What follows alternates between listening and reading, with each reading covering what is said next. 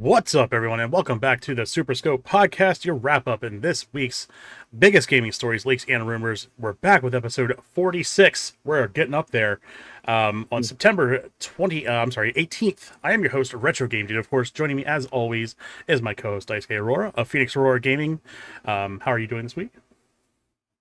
I'm still here. I'm still here. Perfect. I've survived another week in the Florida wilderness. Feel free to join us on the discussion live on Twitch or Discord. And if you're watching this on YouTube, tap and like that subscribe button and let us know if we missed anything, if there's anything else you want us to cover. Drop that in the comments. And of course, the audio version can be found on Stitcher, Spotify, Google Podcast, and Amazon's offering as well. So let's get into the state of the stream. Last week we had a Phasmo stream. Oh, yeah. And it's never without technical errors. Oh, yeah. So we finally got Levy Ray in after like I say like the first. I'm sorry, like either the second to last or last game. Yeah. I just wish the game wasn't so buggy. So every time we go into a game, it would crash on her.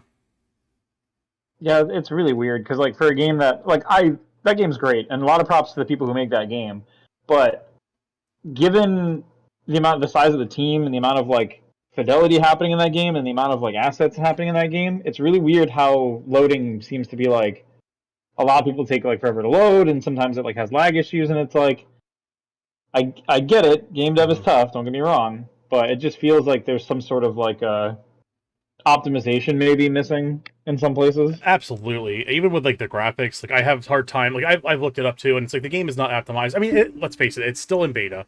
Sure. So we got to give them some slack. Man, I ran a brush through my beard right before streaming. It looks fantabulous right now. Nice. So Okay, groomer. well, I get out of the shower and it's like wet, but it gets like really dense, and I'm like, it just feels weird. So I go to brush it out, and now it feels great. So There you go. I do the same thing. But yeah, it's nice. But I've looked it up, and it's other people are having problems with it too. Where like there's just graphical options, or graphical issues with the game where it's like we're not running anything too hard. I have an RTX, and this game bogs and like frame rate drops and loses frame rates left and right. It hasn't been as bad as it was in the past, but it's still like something that really needs optimized. And I don't know if they're just waiting until last before they go to full retail, if that's like the last thing they work on or what. But it's like a glaring issue. That's what's weird about it for me is it's like I would have no problem being like, yeah, it's still in beta and they're still working on it. But then like they'll add new ghosts and they'll add events that happen for Halloween and they'll do things like that like a live service game would do. But the game still is missing like 90% of the polish, and it's like, right. Okay, I get it. You know, I get like you got, especially Halloween. I get thematically, it's very important to that game. But like, it's weird for me to think that I have a product out that's in testing, and it feels like the only thing really missing in this game is like the polish and maybe a little bit of systems reworking in terms of like. But they've done a lot of systems rework to make it better. The journal was redone, and a lot of that stuff was redone. Like, it feels like the game's just missing some polish to make it and some optimization. And it feels like it's been missing that for a long time, but then they're like running out new events, and then they're running out ghosts, and they're adding Easter eggs for other things, and it's like, I get it, I get that stuff is fun, and I get you like to do that stuff, and maybe that keeps your game active and stuff, but like, you could also polish the game, release the game, and probably get a bunch of people coming in because the game's out. I know like people like Dark, for example, Dark won't touch Valorant, even though Valorant's still got active content being added to it, because it's still in early access, and he wants to wait for it to be a complete product. So it just feels weird to like, it's like Final Fantasy doing their events all year long for the holidays, while the game's like, if obviously it's not, but like if the game was broken, like in Destiny, it's like when Destiny like does like a bunch of like, this armor's disabled, this weapon's disabled, this entire weapon genre is disabled, and this whole subclass is broken by resistance not working, and you all get murdered. But it's okay because we're doing the Valentine's Day doubles. You'd be like, what? Why did that? I guess maybe if it was in the pipeline already in the works, but like, is that really the thing you're worried about? Is getting duos out here for like Valentine's Day when people can't even play their subclasses or their $100 exotics? Like, what are you talking about? But it's a copy paste holiday event in the first place. Well, and that too. Obviously, the Phasmophobia is different because they're not copy pasting; they're actually developing new stuff. Sure. It just feels like a weird priority to develop and add to the game, add new ghosts, add new items, etc. Add new levels. Because the new thing we've seen, I don't know if you guys saw, they're adding that new level, that big level. What was it called? It's bigger than the Asylum. Do you remember what I'm talking about, or did you not see it? Is it a PvP level? No, they're adding a giant Oh, level that's supposed to have yeah. So I think it's modeled more after the happening. Philadelphia Insane Asylum that closed down. And now it's just kind of like a Something tour thing. big. There's that. I Yeah. think another house, and then there's a campground.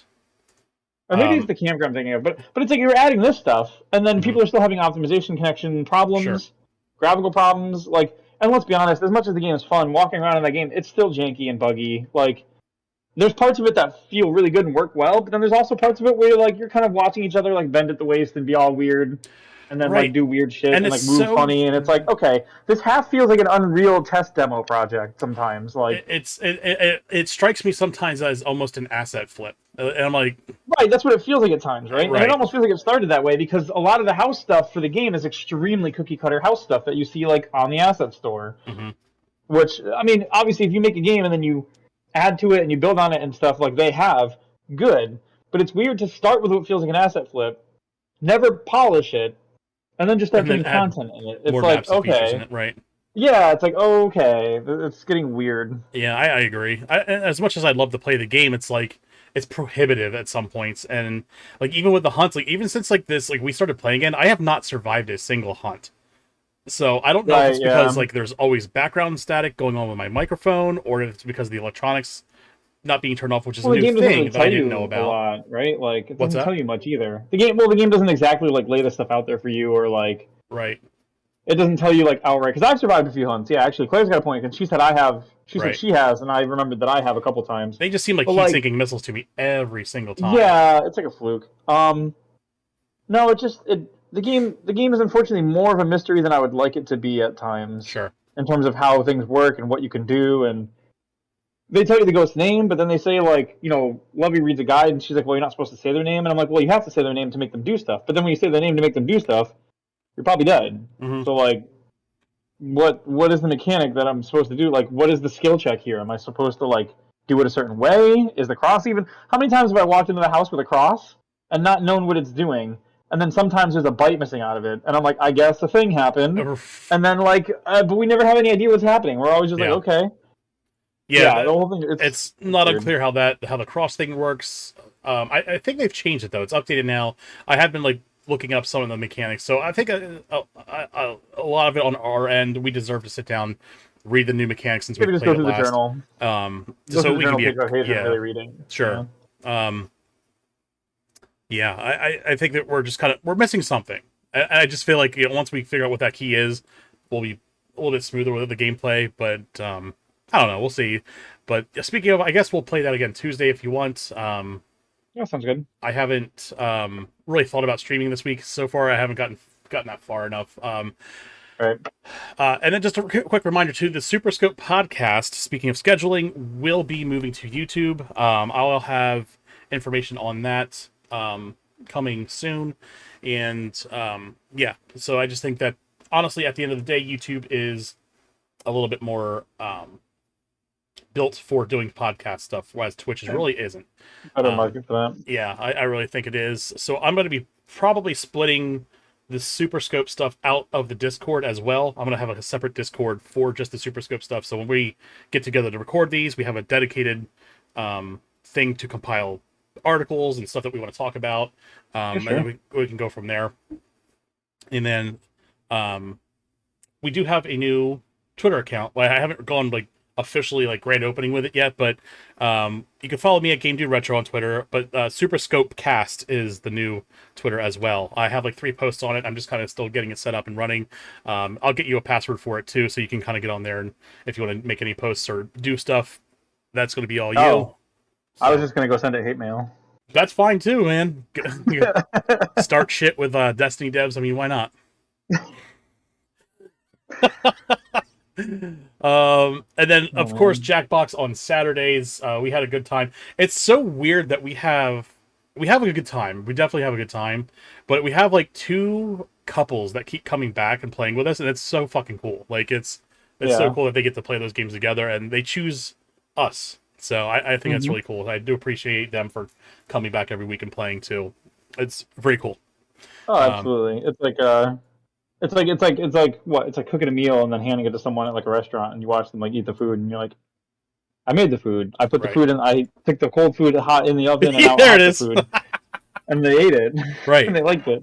Like, how did you make this food? Like, well, I took the cold food, put it in the oven, and then out hot eat the food. I wasn't gonna do that, and then like as I got halfway through saying like you make food for someone, and you give it to them, and then I was like, I have to do the oven thing. I was waiting I for it, have and I to. watched it click with you, and I'm like, this is Yeah, beautiful. yeah. You see me like do like the I Yeah. have to make the oven joke, and then I was Yeah. like, yeah, and then you. Oh boy. Claire is not impressed. Speaking of cooking food, holy shit! If you're not in the Discord, we have a section. It's just foodies, and like Claire made bread from scratch today, and then made Oh French yeah. toast on top of it, and it looked incredible. Mm. Um, Not just on top of it, she made it with it. yes, I didn't want the audience to be confused. She didn't make French toast on top of the bread. She used the yes, bread for yeah. she didn't use the bread as a receptacle As a eating on top of. as a plate for the. Oh God! All right. What are you playing this week besides Final Fantasy 14? Final Fantasy 14, Yeah. obviously. I played for some reason last night. I opened up the Unreal Engine to like look at one of my projects, and I had the urge to play Bioshock Infinite, so I cracked it open and played for a couple hours. I don't know if you ever got to play that game. It's great. Um, Bioshock? yeah, Bioshock Infinite, the third one. Not the third one. I haven't played that one yet. Oh, I love that one. They do such a good job with it. Um, but yeah, no. So I messed around with that for a couple hours. I've been messing with some of my own projects. So not really as much gaming, more so looking at project things that I've been doing.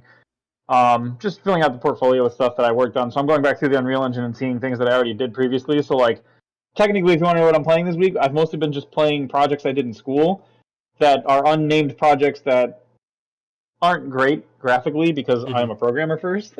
So Sure. like I'll have games where like you have to shoot like a target to charge your weapon and then shoot like another target to like score a point. And the mechanic is sound, but like the gameplay is like jank basic assets that come with like the starter pack in Unreal, just Hmm. moving around because I didn't bother to animate them or really like. That's fair. But it's funny. So I'm messing with that stuff. Um, I feel like I played something else though, didn't I? Didn't we play something else or no? We played We Phasmo. played. Oh, we played Phasmo. Yeah. I guess that Um. was it. Okay. Yep, I guess that's it. Yeah. Well, I've been playing Final Fantasy 14, of course, and Mm-hmm. we've been farming mounts. We did our weeklies. We knocked out a bunch of shit in like 2 days. Oh yeah, We're maps. Claire's map trip. Oh my god! Yeah, so yeah, we did maps. We had a map night, and Claire got all the rare shit that you can get All the good shit you right can off the get. bat. I love it. First map. Yeah. Yeah, she got the golden Lunatender minion, and it was funny because we were talking about it last night in stream, and like one of the couples play Final Fantasy 14 as well, and they're like, Mhm. I didn't even know there was like a golden Lunatender. I love it. She's got it giving us a Yeah. Halo face there. Oh yeah. But yeah, she got that. She got the pixie Pixie wings, wings. and Mm-hmm. then a couple other things. We got a bunch of like Bunch of random stuff. random rare drops. Those were the two kickers because the first map we opened, the very first map we walked over to and cracked the chest after we killed the monsters was just the pixie wings. Mhm. Yeah, And then we went I've never inside, seen and anything the like very it. first room we killed was the gold Lunatender. I was Right. like, oh, okay, so it's just everything you can possibly get as quick as you can get it. Yeah, I mean that's cool. Well, Dark got the Archangel wings because what we did one Yeah, night, we did our first map and it went all the way right to the end. me Um, after Endwalker, yeah, when it yeah. was just Endwalker. Um, And yeah, our first map brought us straight all the way through, and he got those wings out of it. right. Yeah, it's pretty cool. Crazy. So yeah, we're having a good time with that. I got unpacking from Limited Run Games, and I love the sleeve that they put this in. It looks like a little cardboard box, like you would have in Oh, that's packing cool. a box. Hmm. But it's sleeve like it's just a sleeve for the regular cartridge case. Game case? Yeah, Yeah. slides right off. But I thought That's that was cool. really cool. I texted or messaged and tweeted Limited Run Games. I was like, please give your graphic designers a raise because that's just Yeah, dude, that's brilliant. fantastic. I love it. So I got to play that a little bit. I really like the gameplay mechanics. Like if you want just like an ultimately relaxed game, kickback game, that's it. I really enjoyed Hmm. it. I highly recommend it if you're into like just casual, like something just to play at the end of the night to unwind. That's it. I would definitely check it out. Yeah, it almost feels like one of those like something you do as like a fidget thing, right? Like it's just something to just kind of hang out and like do Right. while you listen to something else or do something else. Like Sure. And I think it has a pretty yeah, decent soundtrack. There's also a lot of lo-fi stuff, like Claire said, cozy game stuff. Um, right, but yeah, I definitely check that out. I can't remember if I played anything else this week. I've been having a lot of fun with the Steam Deck though. right. I got a Bluetooth keyboard and mouse for that, so I can maximize my Final Fantasy playing, and I can, kind of do stuff on the go. And it's been nice so far. I need to get I have like it's almost like a full sized keyboard. I'd like to get something that's a little bit more handheld Right. on top of it, but one step at a time. I got some new earbuds for it for Anchor, so I'm going to be working with those. That'll be nice. So one stop Hmm. shop. Then I can actually get on Discord from there as well. I didn't even think about that until like today. I was like, oh, I can do Discord on there now. So Yeah. yeah, I'm having a lot of There fun you with go. it. I can't complain so far. Haven't had any downside. The only real downside is just the battery life, but I played it in docked mode enough to not really need it too much. But boy, yeah, that battery will drain on you quick if you're not paying attention to it. Right. Um, Um, did you play what were you playing on Steam Deck before? Weren't you playing like Final Fantasy 6 or something? yeah, I was messing around with Final Fantasy VI and Mass Effect. That's Oh, yeah, on Mass the Effect. Yep. Steam end, and I haven't really been back on the Steam end to. I have it set up to dual boot off of the Oh, yeah, SD card. yeah. Right. So I'm waiting for Right. Steam Deck OS 3.0 to drop. It's in beta right now, and they've been like kind of just dropping features out here and there every week in the beta stage. So I'm waiting Hmm. for like, the full retail release because 3.0 will allow you to dual boot Windows on that drive um, seamlessly. So you don't need to dual boot it off like an SD card or anything like that. So I don't want to get too involved with the Windows end. I think getting the controller support and Final Fantasy 14 on there working and everything was a, a project enough that I kind of want to wait until I do anything else crazy with it until Windows is on there natively, so I don't have to rely on the SD card. It'll run a lot faster too, so I'm definitely there for that. Hmm. All right. Um, reminder for you and me, and also for everybody watching at home. Mm, Um, there is a demo for, I believe Harvestella has a demo. there is. Yeah. That's something I was. So I downloaded it and I didn't play it. see, I didn't go grab it yet, but I remembered I saw that and I was like, oh, that's one I should grab. There's a few good demos right now on the Switch if you haven't messed around. Like that game you posted in the Discord, Game Builder Garage. It's $20 right now. That one has a demo, so you can mess around with it too. Hmm. And I think the other big one was Live Alive. Has that 2 chapters you can do that are demos of like China and Japan. The two ages that people would want to play the most. Right. Yeah. Oh yeah, very Wild nice of West League. them. Okay. Oh, your camera locked up. Uh-oh.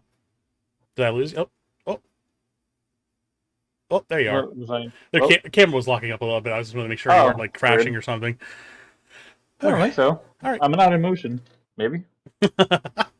Beep beep. Honk, honk.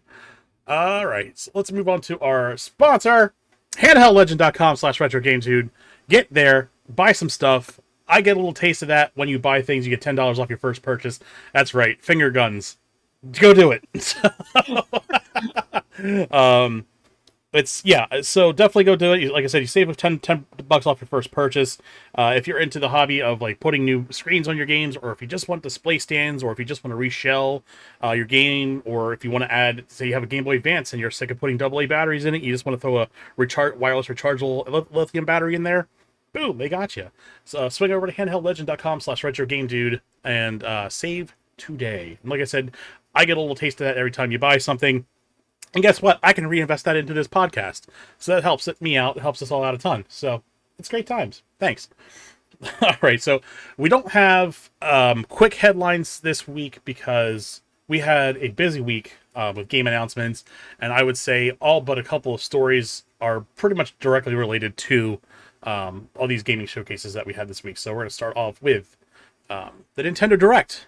So we got a chance to watch it, unfortunately not live, but I watched it live at work, but we didn't get to stream it and do like any kind of reaction to it or anything, which kind of a Yeah, shame. same. Yeah. But yeah, I still had a good time. There was unfortunately a lot of, I would say, um, expectations that were not met.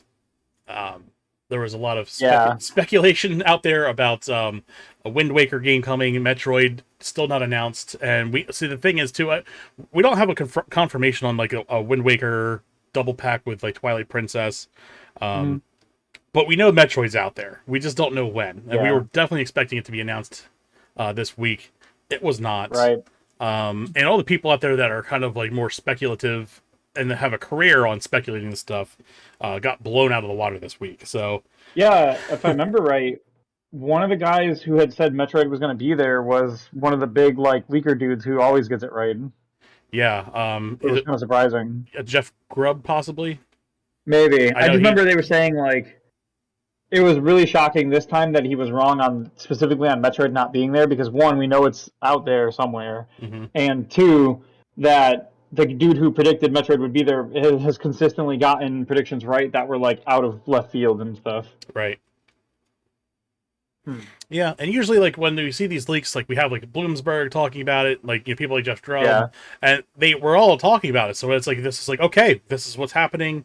I almost wonder if Nintendo just did this on purpose to kind of like break the trail of this hype. I don't know. Because it's kind of strange. Like nothing gets hype more than a Nintendo Direct, maybe besides like an Apple developer WDCC or something like that. Um, Sure. so that's Yeah, they it's just. definitely. Yeah, that's weird. Mhm. So I don't know. Maybe they just kind of want to. I don't know. Kind of like shake the tail of all the leakers or something like that, or kind of just disrupt the credibility. I really don't know. Yeah, it's hard to say. I mean, it could be a few things. It could be something that they're not ready to show, or they don't have. It Sure. could even be a product like for all we know, maybe the Wind Waker and the Twilight Princess combo pack is like speculative at best, and they're not sure if they actually want to do the project. So Hmm. they're like waiting to say it until they like maybe they're in the process of like determining how much effort would go into it and the cost versus like cost benefit analysis, and they're waiting to see if it's actually worth doing, and therefore they don't want to say it because of the leak when in reality they're not even sure they want to do it and then have to cancel it because then they'd look Sure. really shitty, especially in the year of Zelda's like what is it 35th anniversary this year. Yeah. Like Imagine announcing that 2 pack and right. then being like we've decided it's just not going to be worth it and then just scrapping it. People would be pissed. So Well, that's the that thing one for that. too. The Is Metroid one's the weird one because the Metroid is out there and we know they've mhm. been working on it. Well, the thing is too. It's like they put a lot of work into doing that HD remake um, for Wind Waker, and we've seen in the past with like Wii U titles is they've ported them to the Switch, and Holiday surprise. what's up? Oh, I was gonna say maybe like holiday surprise. I mean, maybe. Um, yeah, I mean, maybe it could be like they just announce it one day and it's like, boom, there it is. Might see like on a Black Friday, but yeah, we've seen in the past like with like Wii U titles and stuff that where they want to get more out of these games, so they re-release them to the Switch. So the Yeah. only I can see them at least doing a Wind Waker. Um, it's just kind of a shame, I guess, because No, agreed. a lot of people were looking forward to it, and unfortunately it's as of no fault to Nintendo. So it's it's people making careers off of this speculation. Sure. There we go. But yeah, so we got the first announcement. It was pretty big. I don't think many people were expecting. Well, I mean, we did have a leak on this one too. Um, but we said a Fire Emblem was announced, the new Fire Emblem Engage. So Hmm. that was announced. The getting a little flack on the character design, because of the I don't know, the character has like really strikingly red and blue hair. But Because he's literally a Switch come to life. oh right, literally a Joy-Con. But Yeah. it's really cool because it looks like you're going to be able to pull heroes from like past games to help you play in battle. I think they had like Marth you could play as or like Hmm. pull them through time. So I'm really interested to see how this mechanic works. I would assume it'll probably be pretty amiibo heavy as well. Yeah, most likely. I'm a little worried about it being gotcha-ish Me too. because the mobile version, there's a mobile game that's similar to this where you can pull heroes from Legends and Hmm. stuff, and the mobile game was very gotcha. Right. So I'm worried about that being, and it's one of those like normally console games don't do that, But games like Genshin and Lost Ark and such have sort of Are opened the door to normalizing it. like monetization happening more in console games now Sure. of that type. Like it used to be back in the day, like even a game like Diablo would be like, if there's a mobile Diablo and it's going to be monetized, when they do the full Diablo 4, it won't be. Hmm. But now that's even up in the air because the mobile version of Diablo ended up mostly being a PC version for a lot of people, and Sure. it feels like they kind of just were like, well, the people who played PC were okay with it, so we can just put it in. Like, so I don't know. I guess we'll see how it goes. Right. Yeah, it's almost like a boil the frog thing. Like they just kind of keep Yeah, incrementally inching these mobile game and the shitty pace games like closer and closer to the to like console games, and it's like they're just trying to like yeah, slowly marry them, and it's like we see it all coming. We and saw. yeah. Like, oh, I mean, how many games we see now where it's like, I made a joke. I saw a thing today. I think you saw it, the potato thing, where it's like, Oh talk about my this potato like it's a video game, god! and I was like, oh yeah, potato, free to start. Right. Butter is like $2.99, bacon's $4.99, chives are $2.99, and you can get a potato loaded pack for like 300 potato gems. The potato gems are like $9.99. Absolutely. Like that's literally a thing you'll see everywhere. Oh, 100%. Um. And it's mostly been rampant in mobile games, but it does feel like the last couple of years it's shifted into like the console market Sure. with all these free to play, free to start games. And you had stuff like Warframe originally was behind that. Warframe and their Platinum did it. Genshin Impact did it with their Primo Gems and everything. But it feels like more. But now you're at the point where like regular games like Call of Duty sort of went into that with like their like season passes with their 4 quarters, and now Destiny's doing it with their seasons, and then they have their currency too. And it's like all Hmm. these games that you would think it's a mobile only thing, but in reality, a lot of full blown console games like It's Destiny just do being this. Like repackaged differently. we have silver, it's a paid currency. We have Primo Gems, they're a paid currency. Like yeah, Yep. Yeah, it feels pretty terrible. it's moved over from like the niche mobile market into like the full blown. Now, fortunately, some stuff hasn't moved over. Loot boxes are there, but you haven't seen like energy yet in a game where like, oh, you want to do a strike in Destiny, but it costs 5 energy and you only have 20. Like you can't do any more strikes Yeah. today. But I wouldn't be surprised if they tried to start doing that down the line somewhere. I wouldn't be Like, either, but I'll be long gone from Destiny at this point. At that point, so well, yeah. they can I keep guess it. I didn't mean explicitly Destiny. I just meant like, so In Genshin's general, developers, is it Hollow? What's their name? Hoyoverse. Hoyoverse. They've got 2 more games in the pipes, I believe, that are Genshin like adjacent in terms of mechanics. It looks like Hmm. one's like in space, and another one's like ninjas That and samurais. space one Maybe? looks so good too. I'm like, Yeah, but now I'm wondering if, like you said, Are we gonna crank the oven notch up one more point on these ones and see like right. energy going to these games? Like, oh, you can only run this so many times a day, or you can only do this so many times because you've only got so much of a currency. I Like, never understood like like prohibiting people from playing your game. oh yeah, Like it feels so bad. Like, oh, you can what play was it it? for 20 attempts, and then What was the Amazon one? Reese was telling us about the Amazon one where like once you've gone into the raid, if you fail or once you've gone in, oh, no the world. stuff to go in breaks or whatever, and you have to like refarm the materials to go in the raid again. Yeah, that's terrible. And it's like what? Like you're telling like I've unlocked the raid. Yep, you sure have. Pay like 20 raid currency, and then you pay 20 raid currency, and they're like, okay, get in there, and then you die because it's your first run, and then after you die, you get kicked out.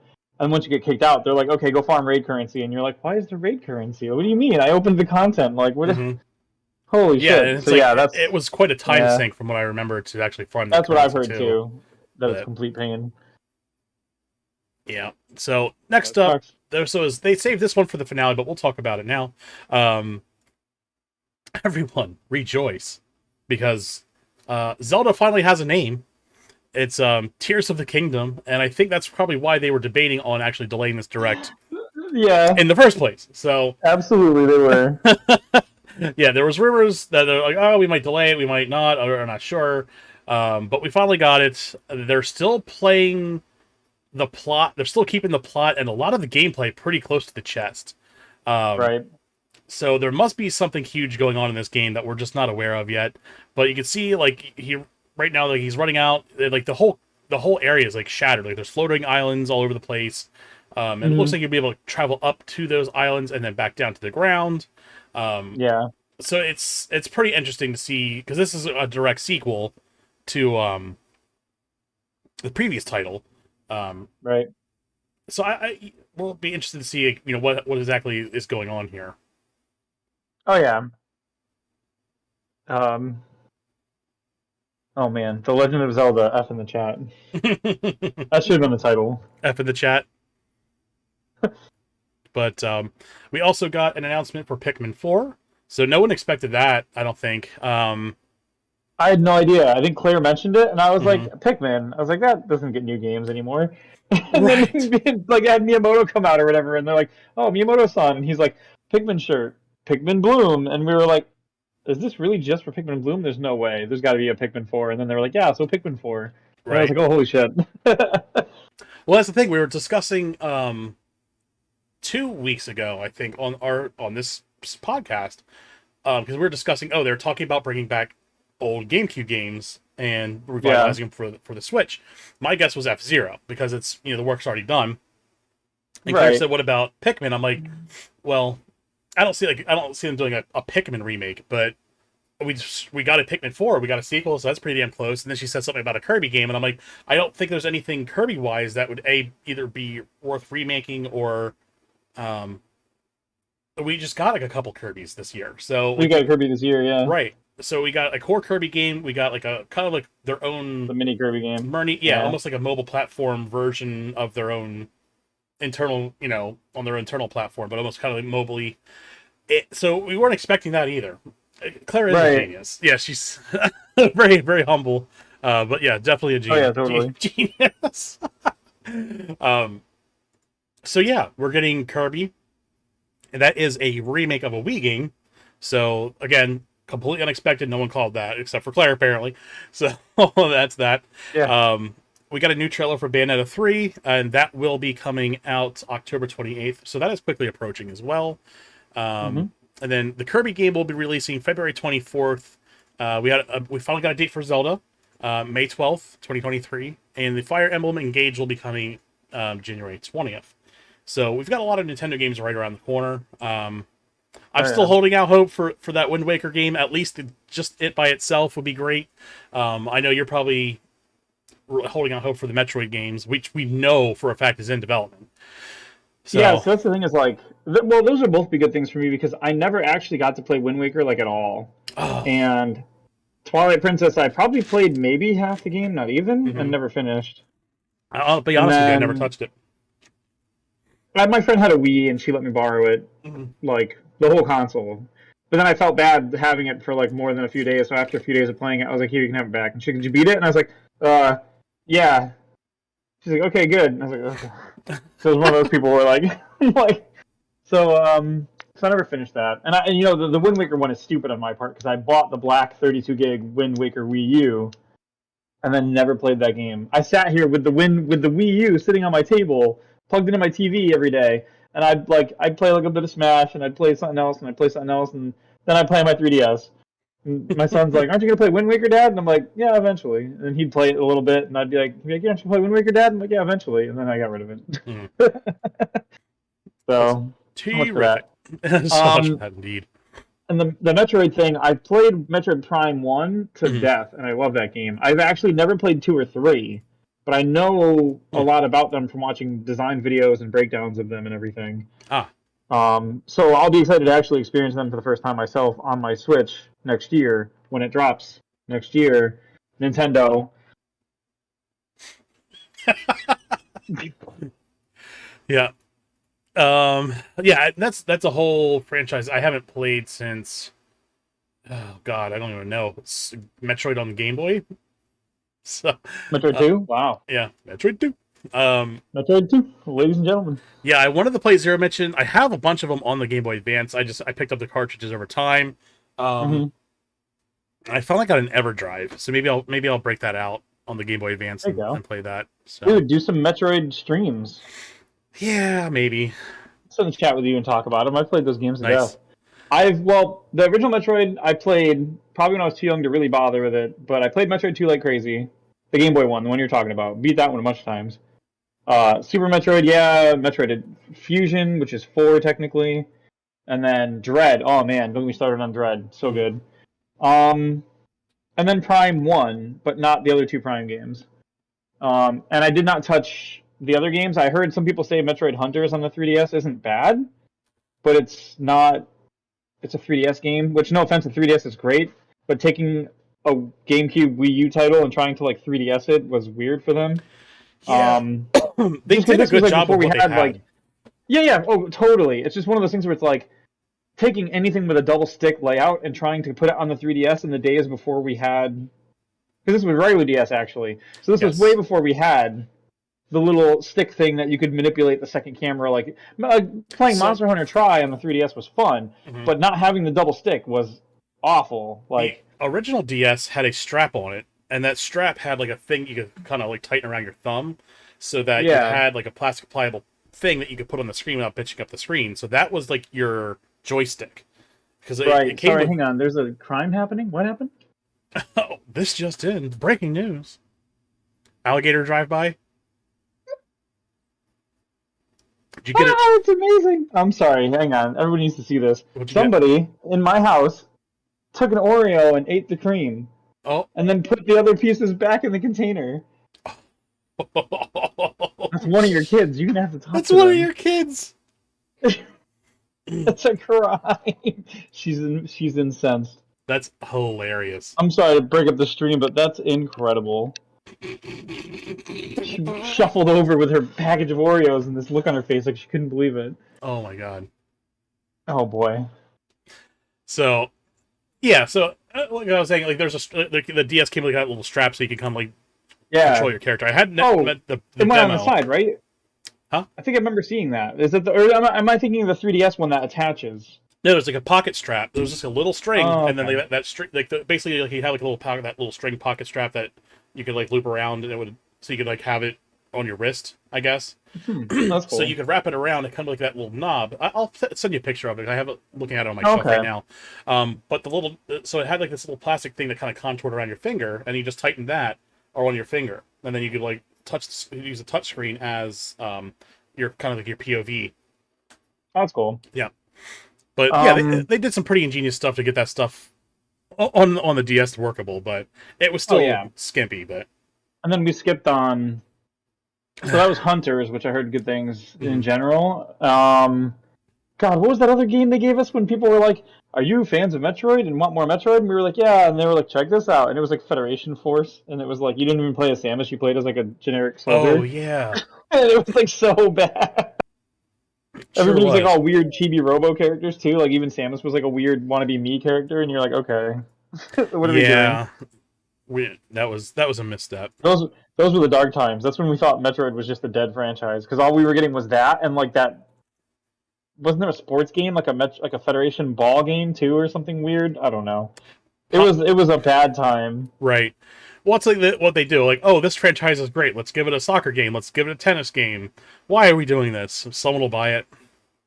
Um, yeah, that's totally up their ML. Link's crossbow training. Who Oh, could forget the classic? they were hard to find at GameStop, right? No, we had a super abundance of them. I know. I'm just joking. Oh, You had okay. it. I You had thought you it. were like, I should have realized. I was like, because there was some weird games that were hard to get a hold of. As funny as it is, Wii Sports. When I left GameStop like 2016, Wii Sports was worth money because for some reason you couldn't find it. Well, it was a I don't know pack-in if it's title, because of so it was like if you it was didn't a have it, pack-in title, yeah, they but didn't make like many prints outside of it. that's what's funny is because that one was a pack-in title just like the crossbow training was at one point. But for some reason, crossbow training we had a bajillion of, obviously because it was a much shorter and less popular game. Sure. Whereas like the original Wii Sports was like for the longest time it was cheap, like under $10, and then all of a sudden it started going up. And I think when I left GameStop, it was still going up. Hmm. And God forbid if you had like I think there was a Wii Sports and Sports Resort 2 pack, like a double pack of Sports Resort and Sports Resort 2 with extra things. Hmm.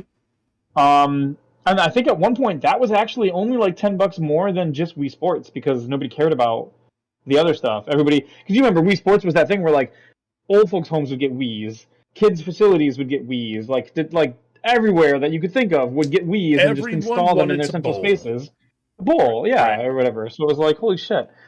Um, yeah, so for a while, Wii Sports, despite also being a pack-in title, Wii Sports was like liquid gold at one point in like the Wii community. Hmm. Um, that was wild. The Wii's always had weird pricing shit though, because like that was the same system where we had like that thing happen with Fire Emblem Radiant Dawn, Hmm. where that thing shot up over $100. was it the original Xenoblade Chronicles got like a reprint through GameStop where like they paid the company to reprint more of them, and then GameStop took them all and immediately marked Unwrapped them as them. like pre-owned. Right. Yeah, and Unwrapped put them them on and the shelf as all pre-owned only for like yep. $100 and something, and it was Pieces like, of holy shit. shit, guys! Yeah. What is happening? Yeah, oh yeah, you want to talk about shitty stuff? When that first came in, they were like, we're getting more Xenoblades, and I'm like, oh cool, everyone's always looking for that game, and it's like $100, so this will fix both of those problems. Mm-hmm. And then it came in used at $129.99, and I was like, what? And they were like, yeah, that's the new price now, and I was like, but this game was like only $50, $60. It was $50 new and then 60 used last week because we didn't have any new copies anywhere because it didn't exist new anywhere. How did it go to 120? And they're like, oh, that's just what it is now. And it was like, yeah. Oh my god, you fucking And you wonder why people cheer doing. for them to go out of business. Like such dirty fucking business practices. Like, don't get me wrong, I had a good time at that company, and my personal store and like manager and the people I worked with at my team were great, and we did everything we could to fight against like the corporatism of GameStop in our store. Mm-hmm.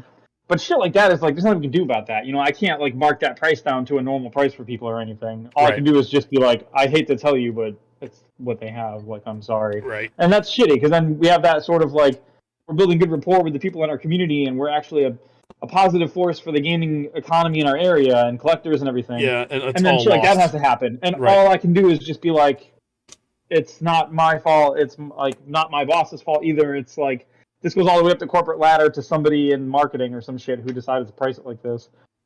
And there's nothing I can do, and I'm sorry. Like, it's so shitty. Yeah. Yep. And yeah, it burns terrible. what little goodwill we had. Yeah. Right. Yeah, it's a shame. But, and building goodwill at a GameStop is tough. Like, people come in there expecting to get hassled and expecting to get harassed and expecting to get pushed to do stuff. Yeah, they come in with an eye roll already. Like, that's the thing. We have to work. Yeah, we had to work our asses off just to get people to like understand that we were just people who also like games, and we're trying to look out for them within the confines of what we could get away with in our store. Like, right. Yeah, crazy. You're not wrong. Oh boy. So to wrap up the Nintendo, at least the first party stuff on the Direct, Nintendo Switch Online is getting a bunch of new N64 games. Not to the thrill of me because I don't care about N64 games, but I know people do. So Mario Party 1 through 3 are all coming. I think 3 is already out. 1 or 2 are coming later because that's what you do. Excuse me. And Numbers. then Pokemon Stadium 1 and 2 are coming. 1080 Snowboard, Excite Bike 64, Pilot Wings, and oh my god, finally, people can stop bitching about this. GoldenEye is coming to the fucking Nintendo Switch Online. I'm so glad this is out so I can stop listening to people bitch about them putting this out. And I can't wait. Millions of people are about to find out how poorly this fucking game aged. Oh boy, I can't wait. I can't wait to see the look on people's faces. And they're like, I was dying when they were like, it's coming to Nintendo Switch. And also on Xbox. However, you won't be able to play online on Xbox. And people were like, Nintendo Switch got exclusive online rights? Holy shit. And it was like, yeah, it was like some proprietary thing they wouldn't give up. Yeah. Like built into the way it works. So they were like, no, it's ours. So this game is a licensing nightmare.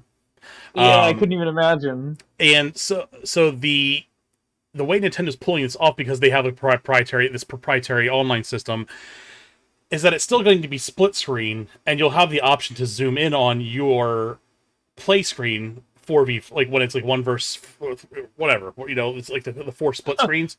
So you can zoom in on yours, but it's still generating all 4 screens. So you're going to be able to zoom in at like beautiful 1080p on your Switch.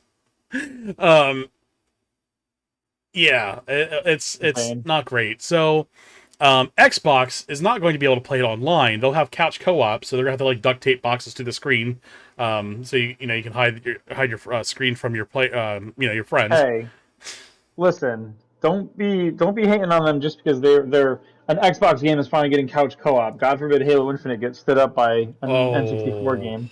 Nice. If only Xbox had some kind of online like live system to play stuff online. Like a live system of sorts, right? Almost. Yeah, some kind of Xbox live system, right? I don't know what the licensing is behind the background, but to actually get this thing online, it cannot be a challenge. Well, because for me personally, it just feels like if they were like, "Hey, GoldenEye's coming and you can't play online," maybe it's just me from a person outside perspective of the GoldenEye importance of it in history and gaming community and everything. It feels like that's the reason everyone's going to want it in the first place, is to play online. So like Right.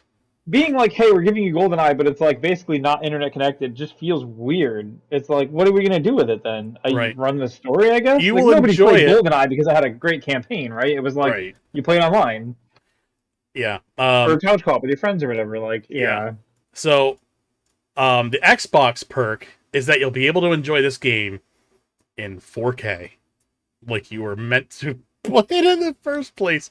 Um, oh boy, like so, I don't even know where to go with this. This is just so on script for Xbox 2023, 2022, 2023 right now. It's not even funny. what are you gonna do with four? What do you mean 4K? What is it? Right, with What is it all four even? polygons that of a character's face in 4K. Um, How different does it even look? What do they do? How do you I, upscale? How do you upscale 18 triangles? that's what I'm saying, man. I don't know. Um, yeah, I'm trying to pull up a picture of this because this is so ridiculous. Um, here we go. What next? Where Mario's gonna come out with like the original Mario NES upscaled to 4K, and it's like, what? It's the same. It looks the same. What are you gonna do with it? Like, what are you gonna do with it? Right, right. I don't know what they're gonna do with it. I don't get it. So here's an example of what we're missing out on in 4K. I know you're probably on a little bit of a delay there, Dice Game, but just kind of hang in there. But I um, am. oh, I have to stretch it out. So imagine this. Imagine that in 4K. Oh boy. Um, so this whole front of his face is one polygon, and there might be one polygon there, one polygon there. So we're talking 1, 2, 3, 4, 5, maybe 6, 7 polygons on a head, and then maybe like 8 for the bottom. 4K. I don't. Isn't it gonna look worse at that point? Like, isn't this like? Yes. Like, Isn't this like what happens with the CRT, where like right. the reason they did the pixel remasters of Final Fantasy is because when they took the old Final Fantasy games and they upscaled them to It current looked like tech, shit. they looked worse because Right. the artist had designed them to look like on a CRT screen. Like, Not only on a you can't. CRT, but because of the PlayStation's graphics processing buffer didn't exist, like it was all done in real time. Right. It looked like shit on purpose. That's what That's gave like the insane. PlayStation its iconic look. Yeah, yeah. So yes, That's insane. I don't know what to tell you. Yeah, when I see people like, oh, they're upscaling N64 games to like 1080p and 4K, like at what purpose? Um, That's I like don't know. it's like we have to start getting like I can't even come up with a good dumb joke analogy. This is just Right, stupid. right. It just hurts. I got nothing. I was gonna make a macaroni art joke and be like, "Oh yeah, make macaroni art and make it like 4K with more macaroni." It's like you can't even make a good joke about this because it's just stupid. Hmm. It's just gonna look stupid. I don't know. That's let them have it. That's Yeah, whatever. this is what people have been pining for decades. A Maybe re-release of maybe we'll get this. people. Maybe we'll get people on your new Twitter account who can hop over and explain why Xbox is killing it right now because they're getting 4K GoldenEye. Yeah, I don't know. So that's where we're at with 007. So everyone who has been itching to find out how poorly this game aged, you are well on your way. So 20 years later, this game's about to enter the find out stage. yeah, we're Oh boy. certainly there. All right. So next up, Square Enix came out swinging its dick hard, as it usually does at a Nintendo Direct. Oh yeah. We have eight games that are releasing between now and I think February at the latest, maybe March. Yeah. So they're doing like 1.5 games per month right Yeah. now. So They are cruising. yeah, this is pretty wild. So um, we've got Front Mission first. That's a remake coming November 22nd. They also announced Front Mission 2. I don't know if it's going to be part of that bundle or if it's going to be like bundled together or if it's going to be like a separate release. My only concern is if they do a separate release, it's probably not going to get a physical. So Yeah, probably. I mean, that's kind of I would imagine something like Limited Run would scoop that and make that happen, but who knows? Possibly. I think it's Play Asia usually gets Square stuff. So Okay. yeah, if you like having a 3 to 4 week wait, um, Right, order for Play right. Asia. God, what a that's bad vibes when I ordered Doki Doki Literature Club Plus and it took like 3 months to get here. That was a There was like a pre-order. period of time. Mm-hmm. There was a well, no, I think I it came out. It came out, but I had gotten it from like a Canadian retailer, Mm-hmm. and I think they had sold more than they had stock of. Mm. Because like the day that it was supposed to be shipped to me, it didn't say it got shipped or anything, and then I didn't hear about it for like 2 months, and I was like, well, I guess it's in the wind now. Oh wow. And then it just showed up all of a sudden, and I was like, oh god, I forgot I bought this.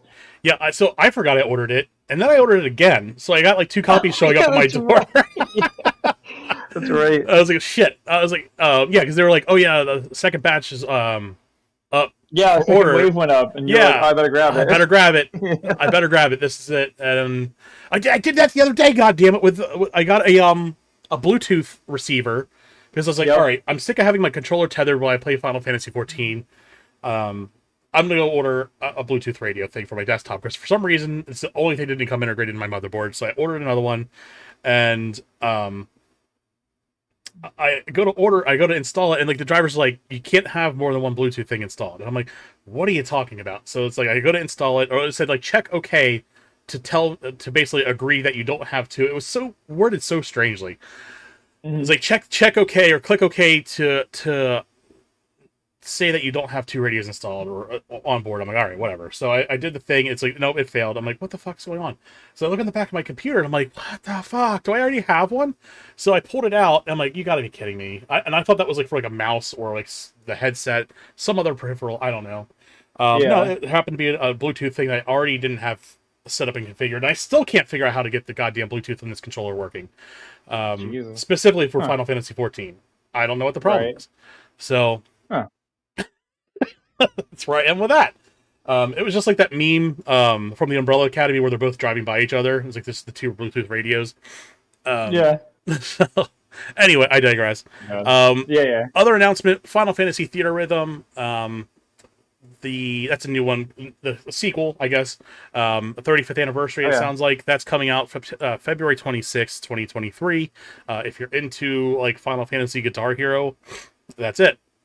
Dude, it's even not playing it. Mhm. Just the fact that you can have like the music in a collection like that is wild because you can just That's pick it from true. like a player to like listen to. So it's really Mhm. cool.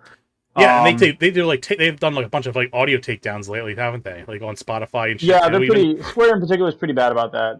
Not yeah. all the time, but like the Final Fantasy 14 stuff tends to be left up more than anything. Hmm.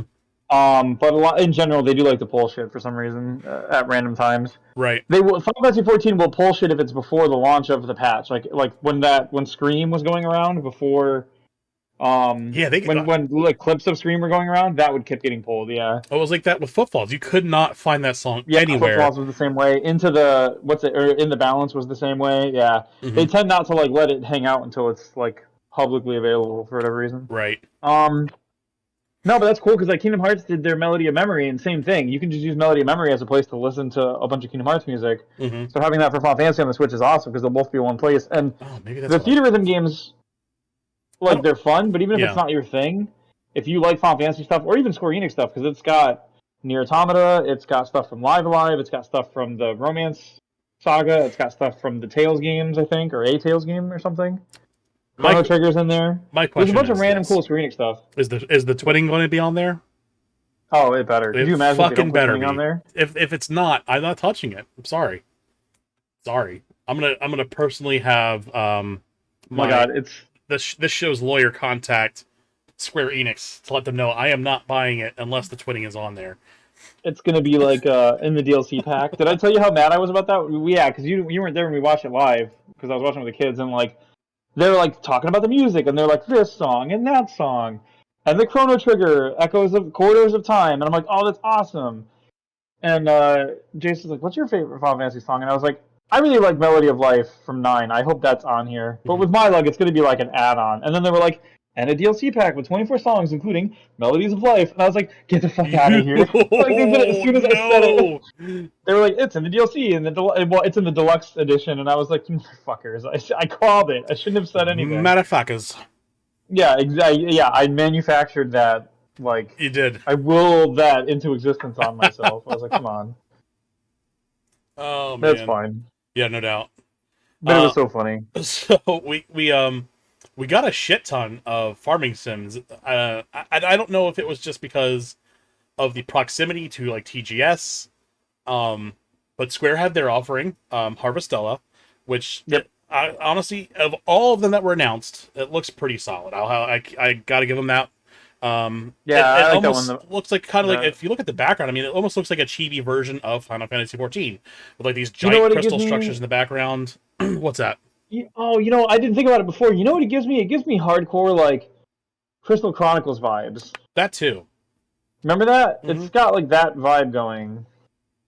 Sure. Maybe not the character. I guess she's a little not. She's not like chibi per se, but like the environment that they're in and those big crystals and stuff in the backgrounds reminds me of like something you'd see out of like Crystal Chronicles. Oh, absolutely. But yeah, it looks pretty good. I mean, it's got like looks like a nice battle system to it. I really can't complain about that. It looks like it's a little bit more of a premium offering than most. Was that jobs even? Yeah. They have like a jobs command? Wow. Okay, so there's gonna be some more complicated than just swing sword, I guess. Right. So somebody mentioned they were like, "Isn't this just an Animal Crossing ripoff?" And I was like, "You didn't watch this." No, like, no, I get like the high Animal Crossing farming game, and a lot of farming games are coming, but like, nobody could watch this and say this is Animal Crossing unless you've never seen one of those two titles. Like, right. It's not like remotely the same thing. Like this almost looks like it's like a full fleshed out RPG that has some farming mechanics to it. That's what it feels like to me. Where it's not necessarily the focus. So no, I agreed. It feels like if they hadn't shown the farming elements, you could have just pitched this as like a Final Fantasy spiritual successor kind of game. Right. And nobody would have thought twice. It's just that they kept showing the farming mechanics up front that made people be like, "Oh, it's a farm game." Sure. Look at enemies have like attacks with names and shit, and there's like a whole plot going on. It's definitely like a full blown JRPG. Right. This is a little bit more in depth than like Harvest Moon or anything else in that genre right now. Yeah. Sure. But yeah, I'm definitely there for that. That looks pretty solid. I'm content with that. Yeah, absolutely. Yeah. So I should play that demo. Yeah, maybe we can knock that out. I was gonna say tonight, but Final Fantasy 14 stuff to do. And then we got Various Daylife. That is also coming to. That's already out. So that is the spiritual successor to Bravely Default, which I know you love that game. So I'm surprised. I don't know if that's got a demo out or not. I'm not sure about a demo. It's weird that it's from the same team that did Octopath and Bravely Default, which is funny because Bravely Default 2 was like not even a year ago. Like I got it for Christmas, so it's really funny that they put out. I think they have multiple teams and they're all kind of working on similar projects at the same time. Yeah, that team must be fucking busy. Yeah, no, absolutely. They're putting stuff out like every 10 weeks. Well, and we have an Octopath Traveler 2 coming. Will someone please take this font away from Square? Yeah, dude, I saw that meme. Holy shit. Because there's like this, but there's also an Octopath 2. Octopath just put out a mobile game, remember? Right. Which none of us played because it was a mobile game. And is that the one that had NFTs in it or something? Or is that just the one that was... I don't think so. It was... what is it called? Come on, work with me here. A bunch of people from Studio Ghibli who are no longer with Ghibli worked on that project to have Ghibli style art. Oh, Ni no Kuni? Ni no Kuni. Yeah. Ni no Kuni had a mobile game that was like, not only was it... It was like 8 levels of currency or something. Yeah, there was like multiple like crypto NFT integrations and shit too, and it was like, oh god. Okay. So I haven't tried the Octopath mobile game then. But that's something that the team would have been involved with. Plus Bravely Default 2 isn't that old yet, so that's been a thing. Plus, if I'm not mistaken, aren't they also the ones doing what's the other HD 2D game? They're doing a Dragon Quest 3 remake in HD 2D? That's still also the same team, right? Because it's their engine. So it's like, what? They must just have like 500 people in a big room, and they just keep shipping in pizzas, and they're like Yeah. working on 8 things at once in a big nest together, and they're all just like running around like, I'm gonna help today. I'm gonna help these guys do the HD2D for Dragon Quest 3, and then tomorrow I'm doing Dragon Quest 12 with that guy, and then the next day I'm doing this next Monster Hunter thing with these people, and then the next day I'll be. I mean, I guess that's Capcom. Never mind. But like, no, it just feels like there's so much shit happening at Square Enix. It's like there's got to be some crazy shit going on. Like, Right. and that doesn't even take into account 14 and 16, who are probably also both in one big room together working on shit too. Oh Because yeah. Yoshi's watching both of those teams at once. Oh, that like Square Enix is just on fire with like whatever is happening. Yeah. I don't. I And it's I would want to visit them one day and just see what their headquarters is like, because it's got to be just like a big like it's gonna be farmyard, the right? Where they just fucking fucking Willy free Wonka's roam the chocolate factory developers. in there, man. Yeah, there's got to be some crazy shit going on in there. Oh my god, could you imagine you go to like Square Enix headquarters in Japan and you're like, I'm here for the tour, and like the carpet unrolls, and then like Yoshi comes out with like the cane and does like the Willy Wonka like backflip Oh, entrance, and you're like, oh my oh my god! god. Stop! You're And getting there's me. like Oh my god, that would be there's too much. there's a bunch of like Oompa Loompas, but the Oompa Loompas are that one translator They're guy, just and Lalafels. he's like, they're all Lalafels. Yeah, he's got a bunch of Lalafels running around in there. Oh man, you're lucky I can't draw, or else I'd be making a comic about this on YouTube right now. In the Square Enix developers Oh headquarters, man, and it's just Willy Wonka's Yoshi P and the JRPG factory. the Eorzea berries taste like Eorzea berries. Oh my god. One kid like one kid shows up like fucking he like they're like, oh my god, you can even do the new mount for Endwalker is like the person in the TV. It's literally like the Mike Oh TV thing where he my goes in the TV. god, You dude! could literally make a whole skit out of that. Someone Oh could. my god. Okay, so there's people out there that make these skits, and I don't know how they Yeah, do it, exactly. but I call on someone to please make this happen. It needs to be a thing, right? Oh my god. Yeah, that. Oh man, absolutely. So, oh, I could sit here and just talk about that for hours, but we can't. And then like and then the instead of the snozberries we can have grapes. You can have the wallpaper look like the old style grapes instead of the new grapes. These grapes taste like remember once we lived. Yeah. Oh my god. We're having too much fun You with can have that. like and in the merchandise store they can have like a braided cord for your hair, and it costs like 10,000 gil. Oh my god. So okay, well, Romancing Saga, that's a remaster. I think I wouldn't be surprised if that's coming out of the studio too. Minstrel Song coming December 1st. Yep. Harvestell is November 4th. Final Fantasy Theater Rhythm is February 26th, 2023. Oh yeah. And then Romancing Saga, like I said, December 1st. And then Crisis Core. That is also Yes. a remake. Probably not coming from that studio. But No, I think that's probably the remake team. right. So yeah, I would assume so too. So a lot of speculation here. They are completely redoing the battle system here.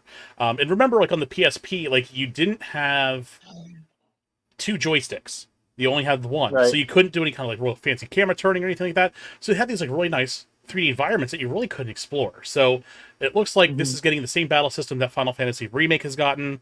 You can see in the top left corner that the jukebox system, or not jukebox system, the slot system is moved to the side where it's not like in front of like blocking the actual battle system. Oh yeah. So all huge. Yeah. yeah, so a lot of speculation that because this is part of the Final Fantasy Remake series, is that this is going to be a different retelling of the original story, and we might get some different endings here.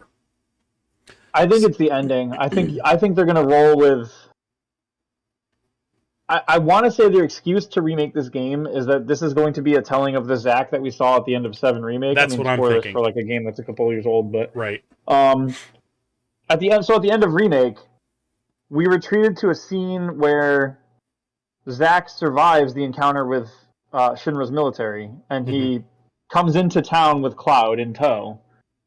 And we know that's not the world we're in remake, because in remake he is dead. Right. And so there's a thing where like, I mean, we're like lore diving, but like all throughout remake of 7, there was this dog they would use as like the Shinra's mascot. It was like this military dog, and he was on the walls in some levels, and he was on like flyers, and he would show up on merchandise sometimes.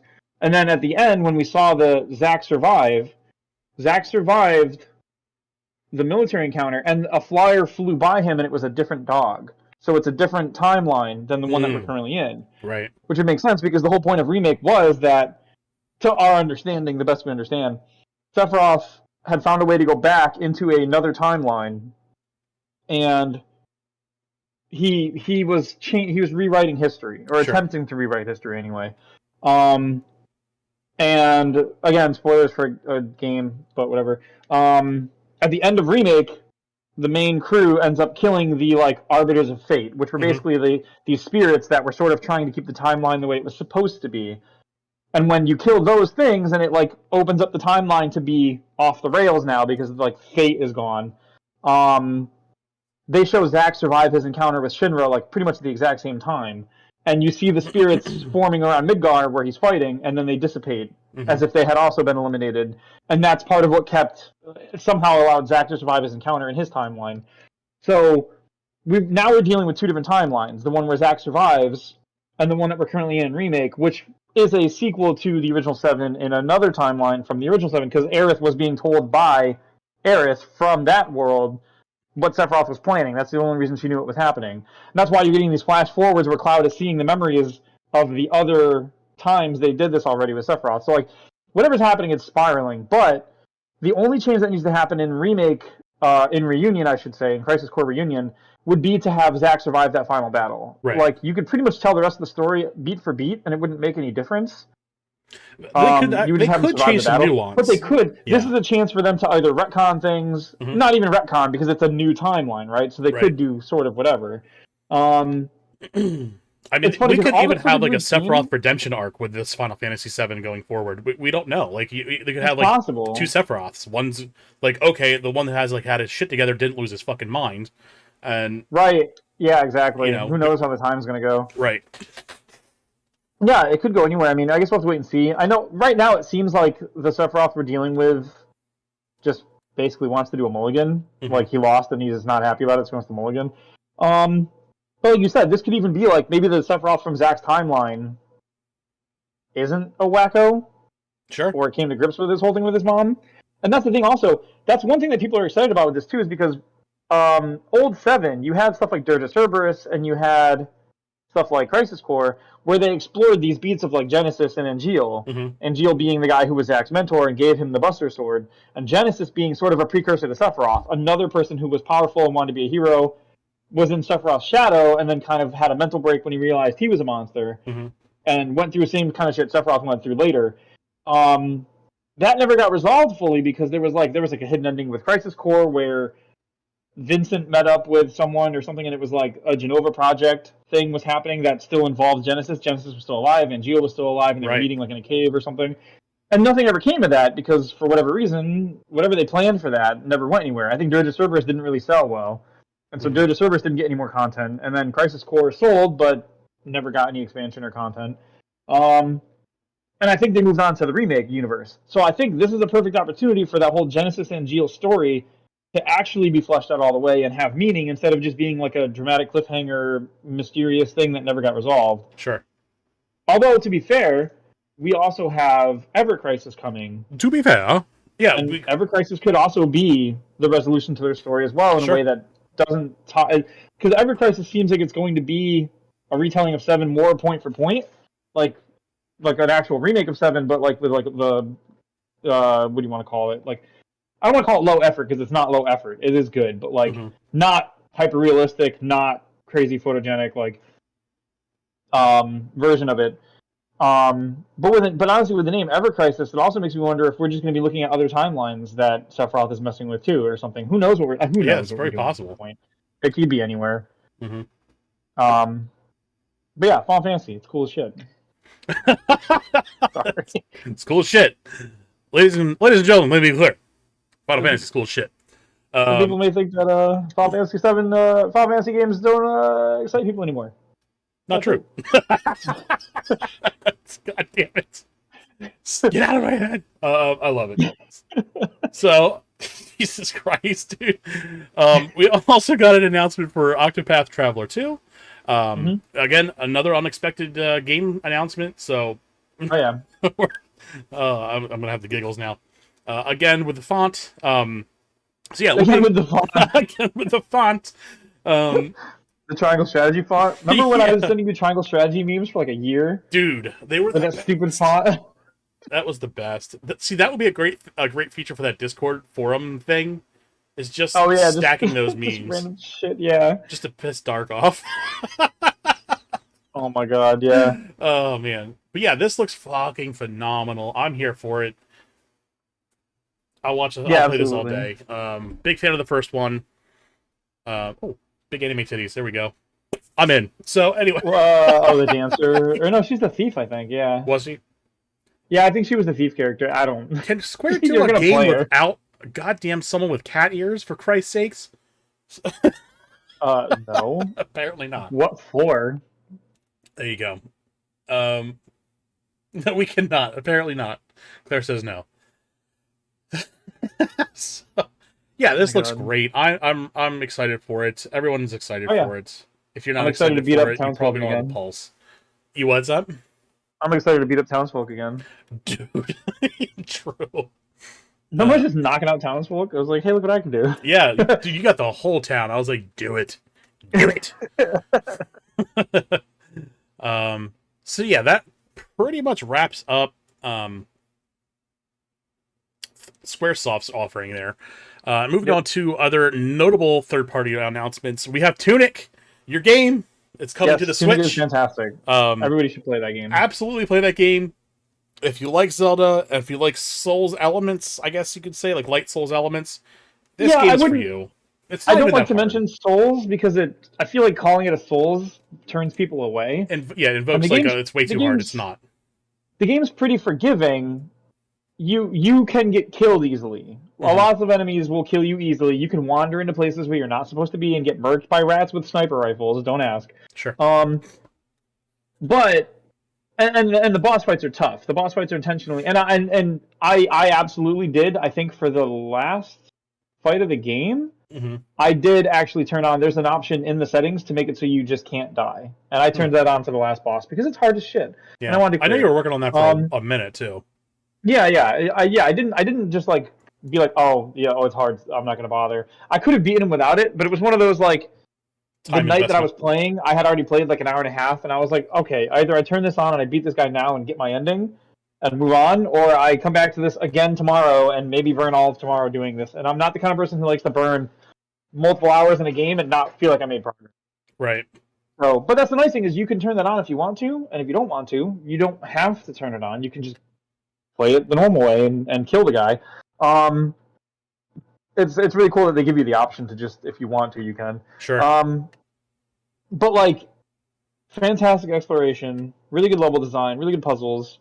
And it really made me feel like I was a kid again because like it was the kind of stuff I'd see in the old NES where like playing Zelda for the first time, the original, where like you didn't know what to do, you didn't know where to go, and they would there was hints and there was clues, but you really had to figure that shit out. You had to actually sit there and work your mind to understand what a puzzle was doing. You had to look at the environments in some places. You had to look at where have I seen that before? What have I seen this before? Um, it's really good. Hmm. I not perfect. There was a few things that were like maybe I disagreed with, and this could even just be ideologically. Like I think some things were too hard in terms of figuring out, and some things It's were like too easy to figure out. definitely not But handholdy. no, I not at think all. it's really reaching back to like older school games where you didn't Yes, have very much. strategy guides, you didn't have like online playthroughs, and Hmm. it was kind of like almost like a fresh breath of air because it's like it's a whole new world. It's changing some of the rules, changing some of the expectations you have in these kind of style of games. Hmm. So yeah, you're gonna walk into a weird ass room just out of compulsion to discover and explore, Yep. and it's gonna be like, okay, well, I know not to go there now, um, Oh yeah, until later. and there was tons of power ups and weapons that were just optional. If you Right. didn't find them, it didn't matter, and if you found them, well then great, you found a unique. You know what it reminded me of? It reminded me of how they did like I want to say like Link to the Past kind of had that where like Hmm. you didn't need certain items that you could find like the staff and the cape and things like that. They were just optional things that if you found them, cool, kick ass. Like Right. you found a cape that lets you invisible, you found a staff that makes the red block or the staff that does the blue thing around you, like or like but this is like all of it was like that. Like outside of a couple of items that you had to get to progress the story, the rest of it was pretty much all just like shit that if you found it, it was like good for you, Hmm. great, like that's cool. So like it was good. I would say I very much recommend it, and especially like I think the price tag for Tunic is like $30, Yeah, it's not much. which It's worth you won't. every penny. It's one of the best cost, like the three best cost investment games I probably bought in the last year were probably that game, Shredder's Revenge, and Vampire Survivors. 100%. I'll tell you what, Um, if there was like a contender for like game of the year for like an indie tier game of the year, those three games are it. And I'd actually yeah, love to see Shredder's Revenge and like the game of the year running for overall. Um, no, absolutely.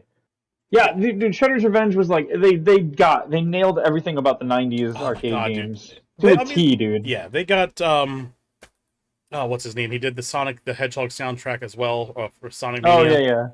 Yep. Holy shit, dude! It was just like everything encapsulated, but like it was just this perfect piece of like nostalgic fan service, Oh and yeah. like it was perfectly captured. And we've had a good Just like we've had a good resurgence of that kind of content the last few years because we had like I'm River here City for it. Girls and stuff. Yes, One and two, I think they had a couple of games like that. 0, 1, and 2. Yeah. Yeah, we're a Sonic couple of those Mania. kicking around. Dude, Yeah, yeah. Sonic There's Mania was. there's Can I just say how fucking awesome yeah, Sonic Mania is? I know every time Sonic is cool as we shit. bring this up, I do this, but it's so goddamn Hmm. good, and we need a sequel.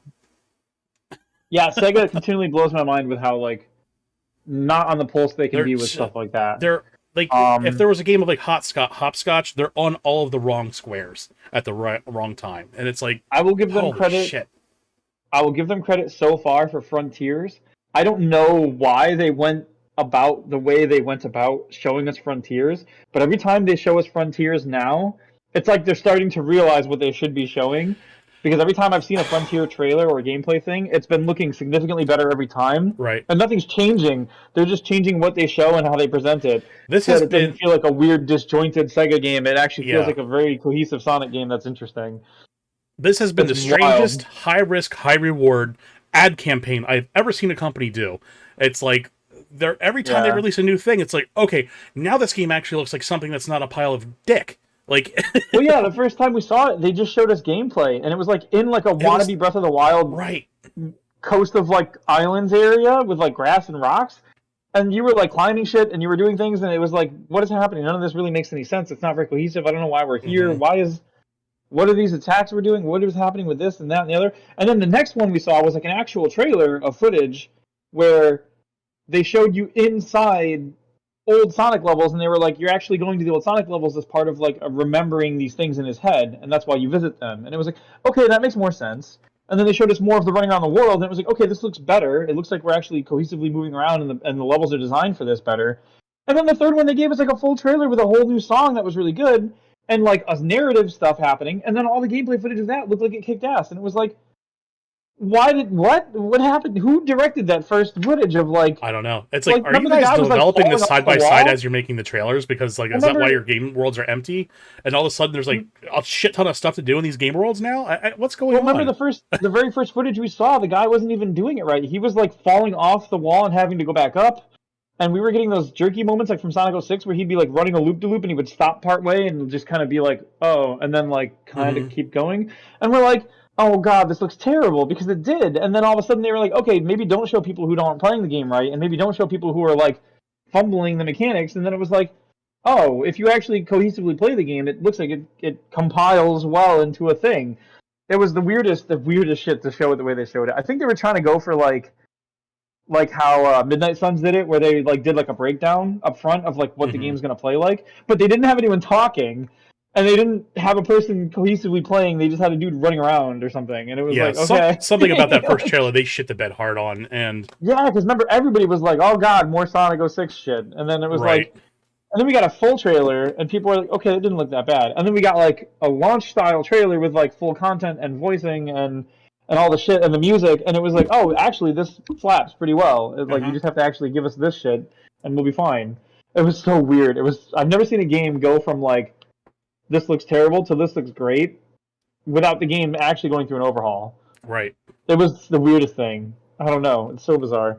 And Sonic has this weird thing that it does that all the time. Remember the Sonic movie Did the same thing. They were like Sonic movie, and people were like, "Yeah, Sonic movie." And when we first saw it, everybody was like, "Oh my god, it's terrible." And then, granted, that they went and fixed, but like, what is up with Sega and like their hand on the pulse? It's like they do a thing, and they're like, "Here's our thing," and Right. it's like, "Did you ask anyone about this?" And they're like, Right. "No." Are you interested And in then at all everyone's what your like, fans want? and then everyone is like, "This is shit," and they're like, and then they put their hand on like the person's throat, and they're like, "Oh my god, a pulse. Okay, we can use this to like make sense of this." And then they like would fix shit, and it was like they've been good about that lately. I mean, Hmm. making Sonic Mania happen was good. Like hiring development team out of the fan base, of that fan game maker, or whoever, Hmm. to make Sonic Mania, great decision. Sonic movie changes, great decision. Sonic 2, fantastic movie. Loved what they did with it. The new Sonic Frontiers looks great, but like every time along the way, it's been like, what the fuck was happening at the beginning of that project that you didn't just do the thing that made more sense? I don't know. Marketing is tough, I Right. guess. It feels like a lot of companies don't have this much trouble doing this. They do a lot of asking questions up front. They want a lot of like very early testing to ask people how they feel about this stuff. Right. And I feel like there's no way they asked people how they felt about Teeth Sonic, and there's no way they asked people how they felt about that first Yeah, Frontiers trailer. there's no way they crowd tested that Sonic and we're like, oh yeah, this will do. No, no way. Not even in the slightest. Absolutely impossible. Right. So anyway, back to the notables. We have It Takes Two, last year's game of the year, coming to the Yes. Switch November 8th. So maybe I'll finally pick that up. I don't know. Hmm. Sifu, that is coming to November 8th too. That is, I don't know if I want to call that a Souls-like too, but I know it definitely has a skill ramp to it. Yeah. So yeah, that's Well, it's sort of a roguelike, if I'm not mistaken, right. because when you lose a fight, you get a year older and your stats go down slightly, Hmm. but you learn a new technique or a new skill that makes you a better combatant. So Interesting. like when you first start, like you're like a young 18-year-old and all you can do is like basic Street Fighter like punches and kicks and shit. And then you lose your first fight and you go up a year and you're 19, but you Hmm. learn like a cool technique and then you hit 20 and then you hit 21, 22 or something like that. Every time you lose a fight, you just age and then you get rewarded a technique, but your stats go down. So if you end up getting to the end of the game in like your 50s and 60s and you're an old master, you have like 30, 40 techniques, or your techniques have been leveled up like crazy, but your stats Interesting. are like through the floor. So like Sure. you have cool shit to do, but you don't hit hard and you're glass cannon. It's like it's Hmm. interesting. It's an interesting mechanic for sure, and it's very like reflective of the old roguelikes where like. Do you remember Rogue Legacy, where like when you die, you leave your character like your shit and an ability or whatever, or like a Hmm. special skills or whatever? It Yeah. reminds me of something like that. It's a cool mechanic. It is Very going to be nice. interesting to see what people do about. Um, I want to see people do like no death runs, right? Where like you beat the whole game with no techniques because you beat it at like the youngest age you could do it at or something. Right. Be interesting. I wonder how old you can get. Like, is there a cap? Like, once you hit like 90 and you die again, your guy just doesn't learn anything and doesn't change. I don't know. It's very possible. There's got to be a limited. Well, there's a limited pool of techniques, right? So like, Right. eventually, you'd have to hit the point where like dying could not reward you with a new technique, I and would. therefore it wouldn't make sense to lower your stats because then there Yeah. was no trade. So it's Uh, like eventually it must be a hard cap of like 100, where it's like you get beat up as a 100-year-old man, and the game is just like they're like the thugs are like, oh hey, hang on, he's like 100, fucking just leave him alone, and they just don't beat you up or whatever. Like I don't Maybe. know. Well, it's interesting. Like, you have to like find that specific that sweet spot balance between like having stats and having enough abilities to get you through. Right? Yeah, because you figure if you're as old as possible, those techniques are going to matter if all they're doing is taking like 1% of the dude's health off. Like, what are you going to do? Like flourish them to death over like a 30-minute fight? Like, no, you're going to want to Right. actually be able to hit them. So, but then likewise in the reverse, you don't want to walk into that room and be like, I can punch and I can kick, and then just that's it because you're probably going to get your ass beat. Sure. You're going to want some good techniques too. Yeah, I don't know. It's interesting. Mhm. Hmm. And here's one that no one was expecting to come out. North Star Fitness Boxing. I don't know who asked for this, but I'm here for it. I love this idea. You are already working out. Right. Yeah. Everyone was just like "Nani" when this Oh game was my god. announced. So that's You know, coming it's out. funny. I played the demo for fitness boxing, and I didn't Uh, realize at first. And then I was like, "Oh my god, this is actually fitness boxing with a North Star skin." yeah, yeah, Holy shit! Incredible. yeah. So that's a thing coming out. It's so weird, but I'm here for it. It was smart though, isn't it? Because it's Yeah, like I those think games are so. already going to sell to the people who want to do the workout, Hmm. but now people who are like anime fans might be tempted to like get in on the working out game because they're a fan of the franchise. Even Like if that's just for the smart. meme, it's like, Right? Yeah. Exactly. um, and then next up, Resident Evil 2, 3, 7, and Village are coming to the Switch. Hmm. Unfortunately, they're cloud versions. They're all cloud versions. Yeah. So that's a thing. I encourage people to not buy those because Yeah. fuck that. I'm in the Um, same boat. I get that I understand that the Switch probably does not have an easy time running Resident Evil 2 and 3 remake, maybe, or Village, because it's like, and even 7 was like pretty top of the line at the time. mhm, But I don't know. I mean, it's tough. We've seen games like Doom and Doom Eternal like really work their ass off to make those games run. right. And 7 in particular, maybe Village too. It feels like you can get away with like a lot of like deloading things that are off screen, couldn't you? Because like it's all first person. Sure. So like it feels like they could have done it, but maybe it would have been a lot of effort. But it also kind of feels like slap a cloud version in there. Kind of feels like sellout ish, right? Lazy. Like Lazy. like Yeah. put a cloud version. And it's like, come on, you guys. Doom did this. If Doom could make Doom Eternal run on the Switch, you guys could make Resident Evil 7 run on the Switch. Right. Like, I get that it wouldn't be the easiest thing in the world, but I wouldn't have a problem paying full $60 for like Resident Evil 7 or 8 or Village. I mean, Hmm. if it's like all local and instead of being like, oh, it's a cloud version, and that's the worst part, right? Because it's like they charge full price, but then it's a cloud version, and it's like, all right, so like you're telling me it's a $60 Switch game, but it's only playable when I have like my home internet. I can't bring this to like out in the street in the bus, like and that's the Switch. The whole point of the Switch is to like mostly do that with most games. And we're not Yeah. talking about some functionality. This isn't like Smash where I can't do online matchmaking on the bus, but I can play all the rest of Smash. This is like, no, the entire game doesn't run Right. unless you're like in your living room or And we've whatever. already seen like That's these cloud shitty. versions of Kingdom Hearts ran like shit. So it's Mm-hmm. like we already know that this Oh yeah, is an yep. uphill battle. Like Even these with aren't good network ever going connection to and be the shit, you were still definitive sitting in your own versions of the living game. room. Hmm. Yeah, well, even people had like good connection. They were sitting in the living room, and the game would still be like, and then like lag, and you'd get murdered. And it's like, yeah, Right. good luck fucking doing the secret bosses in Kingdom Hearts 3 Yeah. on the cloud version. Like, holy shit, you can't even play it. Like in that capacity, no, you're not. You're not proud moding the cloud version. Right. It's insane. No doubt. So yeah, unfortunate that for That that, sucks. but if you can tough it out on the cloud version, or if you don't have like a computer or another console, I guess that's the only way Yeah, you're if gonna you're play just it. on the Switch, I But get it. I wouldn't recommend it. I would mm-mm, say to start looking for another option, but I get it. sure.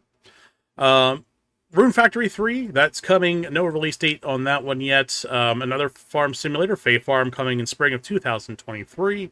Mm-hmm. Endless Dungeon, that looks pretty good. I would check that out too. That is coming 2023. Radiant Silvergun, that is a port of a old Sega Saturn game. If you're into like shoot 'em ups, that is definitely one to check out. Definitely a very nice looking game, and that is available now as well. That came out the day of the direct. Atelier Ryza 3, Alchemist of the End and the Secret Key, that is coming out February 24th. And Tales of Symphonia Remaster. Unfortunately, this is the 30 FPS version of the game, not the 60 FPS version of the game, which again, this is a developer choice that just feels lazy. That is coming Right. out early 2023. So, unfortunately, if you want like the definitive version of this game, you're either going to have to emulate it or play it on the GameCube, and good luck finding it on the GameCube at a decent price. Yeah. So, yeah, that wraps up the Nintendo Direct. If we missed anything specific, let us know down in the comments, and then let us know what you're looking forward to from this Direct, if anything. So let's move on. We also had the same day a PlayStation showcase, and they debuted one right off the bat. It was Tekken 8. Um, Oh yeah. and it was funny because I was watching the trailer and it was like it looked like what was Bumblebee's head from like the Transformers. I'm like, weird lead off, but okay, I'm here for a Transformers game. And then it was like Tekken. I'm like, oh, Yeah, okay. I thought when I first saw the head in the ground, I thought Uh it was going to be Killzone. huh. Okay. Oh And I yeah. was like, oh, okay, they're Oh bringing back yeah. Killzone because the whole thing is happening with COD, and they need something to compete. And Sure. sure, Killzone's coming. I get it. And then it was like, nope, it's Tekken. It's Jin. And I Right. was like, oh, okay, this is a thing too. Yeah. So, I mean, I really haven't played much of the games since probably PlayStation 1. Yeah. So I'm way out of the loop. See, that is fucking Bumblebee's head. Um, so yeah, I really don't, I don't know. It's a game. Now, I mean, it's going, going to compete with a Street Fighter, and I mean, we've seen Street Fighter. We'll probably talk about that later, but really hitting its Yeah. stride. With Oh yeah. 6 about to release. Dude, and you know what's funny about that? Street Fighter right now is just devouring the fighter scene now that Smash isn't putting out new 100%. content. Right. Like they're actually literally doing exactly what Smash used to do too, where they're like they had Evo a few weeks Mhm. ago, and at Evo they showed 2 new character trailers. They're literally doing the Smash shit where they're like they're drip feeding us the characters coming to the game and hyping the shit out of us for it. Like you would get with the Smash trailers and Smash announcements. They made that famous, and now here we are. Um, it's so funny to see that. All fighting games have kind of moved in that direction. Dragon Ball Fighter Z did that with their season passes. Mhm. Guilty Gear did that too at Evo. A bunch of different games actually had their announcements and their whole like character reveals. Like it's crazy to see how that's what it's become, and it's wild. Sure. But the craziest thing about it, though, I think so far, is that Tekken hasn't tried to do that yet. Tekken hasn't Right. actually done that with 8. Now, granted, this was our first announcement, so you have to give them some wiggle room here because when Street Fighter first got announced, it was just, hey, we're making a Street Fighter. Sure. And the hypey announcements came later down the road.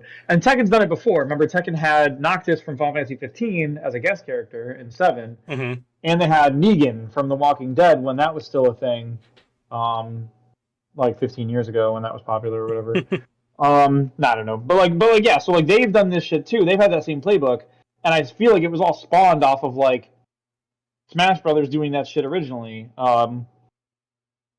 But no, right now, I mean, Tekken just showed up, so who knows what Tekken's gonna do? But I feel like Street Fighter usually is the more popular of the two, if I'm not mistaken. 100%.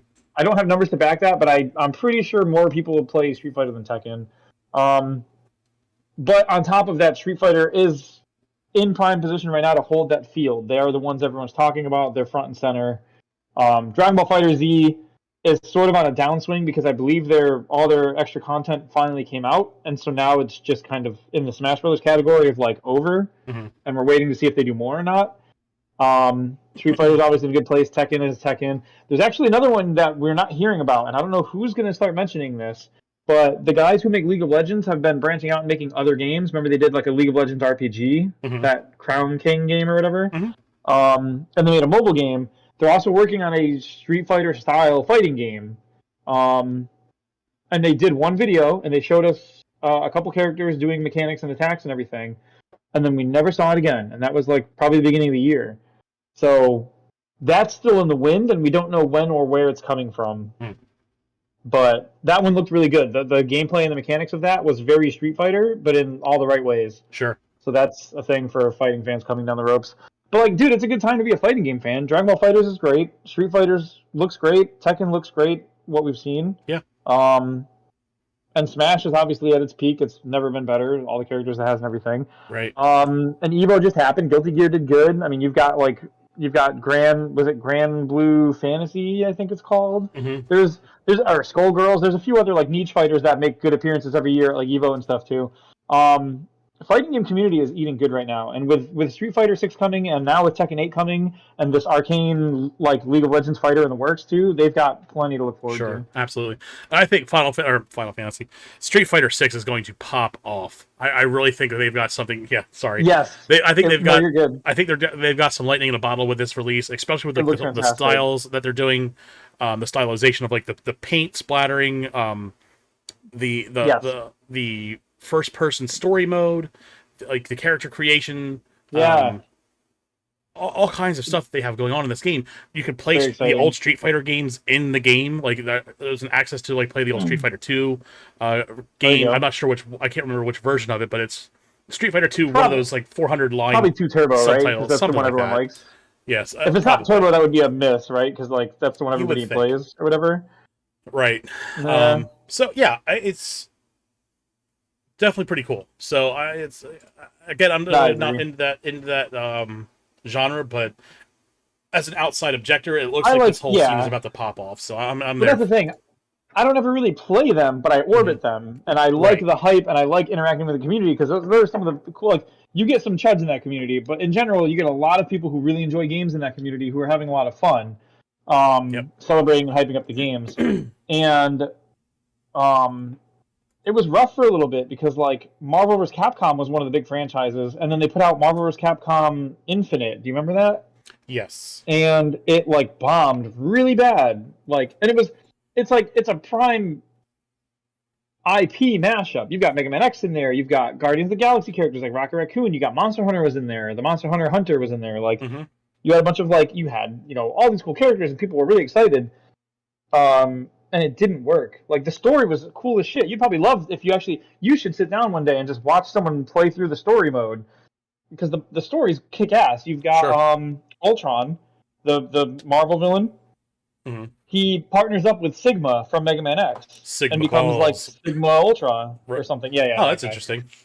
And so they become like one thing. It's like Ultron Sigma, Huh. and they start stealing the Infinity Stones to gain power, and like they Okay. can control characters and make them evil and stuff. So they've got some people taking over, and it's cool as shit. It was a really cool story, Hmm. but that was the only thing that was cool. All the mechanics were like people said the mechanics were bad. The fighting felt bad. That A lot of stuff sucks. was broken and like wasn't balanced very well, and it got dropped from Evo real quick because they were like, it's other games people want to play. It That's a doesn't shame. want to be there. Um, and yeah, because Marvel vs. Capcom was like MVC 1 and 2 were like the peak of like fighting game community fighting games. Oh yeah. People to this day swear by Marvel vs. Capcom 2, like as one of like the pinnacles. They were great looking That games, and like it's Street such a Fighter great 2, like, mashup that doesn't make any sense to work, but yeah, it works well. it works so good. Hmm. And then yeah, 2 came out, 3 came out, did well, and then Infinite bombed, and we haven't seen or heard heads or tails of that franchise since That's a then. shame.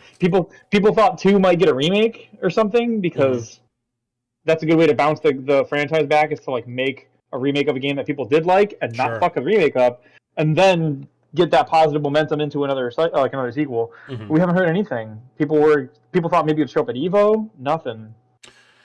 Yeah, I So guess that probably came out around when like Capcom probably wasn't doing so hot in the first place. So yeah, they were canceling the Mega Man projects. They right. were yeah, they were having So problems. Capcom is bouncing back now. So it's Yeah, it's time maybe we'll for see it. something in the future. I don't know. We'll And see. Marvel's bigger than it's ever been with the Marvel Cinematic Universe. Because remember, MVC 1, 2, and even 3 were like pre-Marvel Cinematic Universe. Right. None of that And existed. if anyone wants to be on board with making money out of this freshly bought IP, it's Disney. Yeah, Disney will take the money. Yeah. Sure, they will. Um. Oh yeah, So yeah, I can see that definitely being a thing. A resurgence of that would be nice to see. but that's the Um. thing is like with Dragon Ball Fighters Mhm. and these other games that are out now, we've gone from like that dark period where it was like the best things at Evo were the old games, things that Mhm. were already out, Smash Sure. Melee, MVC 2, shit like that, Street Fighter Turbo, like 2, like all that shit was the stuff people cared about seeing at Evo, and you had like your Skullgirls and you had your Grand Blue and you had your Mhm. Guilty Gear, Blaze Xrd, whatever, all these things. Um, but like now it's like we're moving into like no, people are excited because the new Street Fighter looks cool as shit. The new Tekken looks like it's gonna be good. Mhm. Dragon Ball Fighters is here and it's good. Like this new League of Legends game looks really good. We're getting a bunch of cool shit now. It's all starting to come together again. Yeah, definitely. Let's keep going here. We have Like a Dragon Edition that was announced. It looks like that's part of the Like a Dragon, like the Yakuza. I don't know if it's the same developer. I'm guessing it's the same developer as the Yakuza games, but we got like a Yeah, bunch I of like think so. Yakuza announcements too, but not necessarily part of like PlayStation State of Play. But all kinds of stuff going on in that developer studio right now. But yeah, Like a Dragon Edition, that'll be a turn-based RPG. I'm here for that. It's like, gee, um, it turns out we can make popular turn-based RPGs still. So Oh yeah, totally. Square listening. So just throwing that out there in case they ever want to go back to turn-based RPGs in their main games. That would be really cool. Right. Um, yeah, because it's been relegated to like the Octopath, the Bravely Defaults. Right. Well, what was there? Wasn't there a Final Fantasy project that was turn based now, or is that Ever Crisis I'm thinking of? I think Ever Crisis is still doing the turn based, but that doesn't mean much. That's like again, that's a Final Fantasy spinoff. Right. Yeah, pretty much. Yeah. me see here. What else we have up there? Yeah, God of War, Star Wars Tales from the Galaxy's Edge.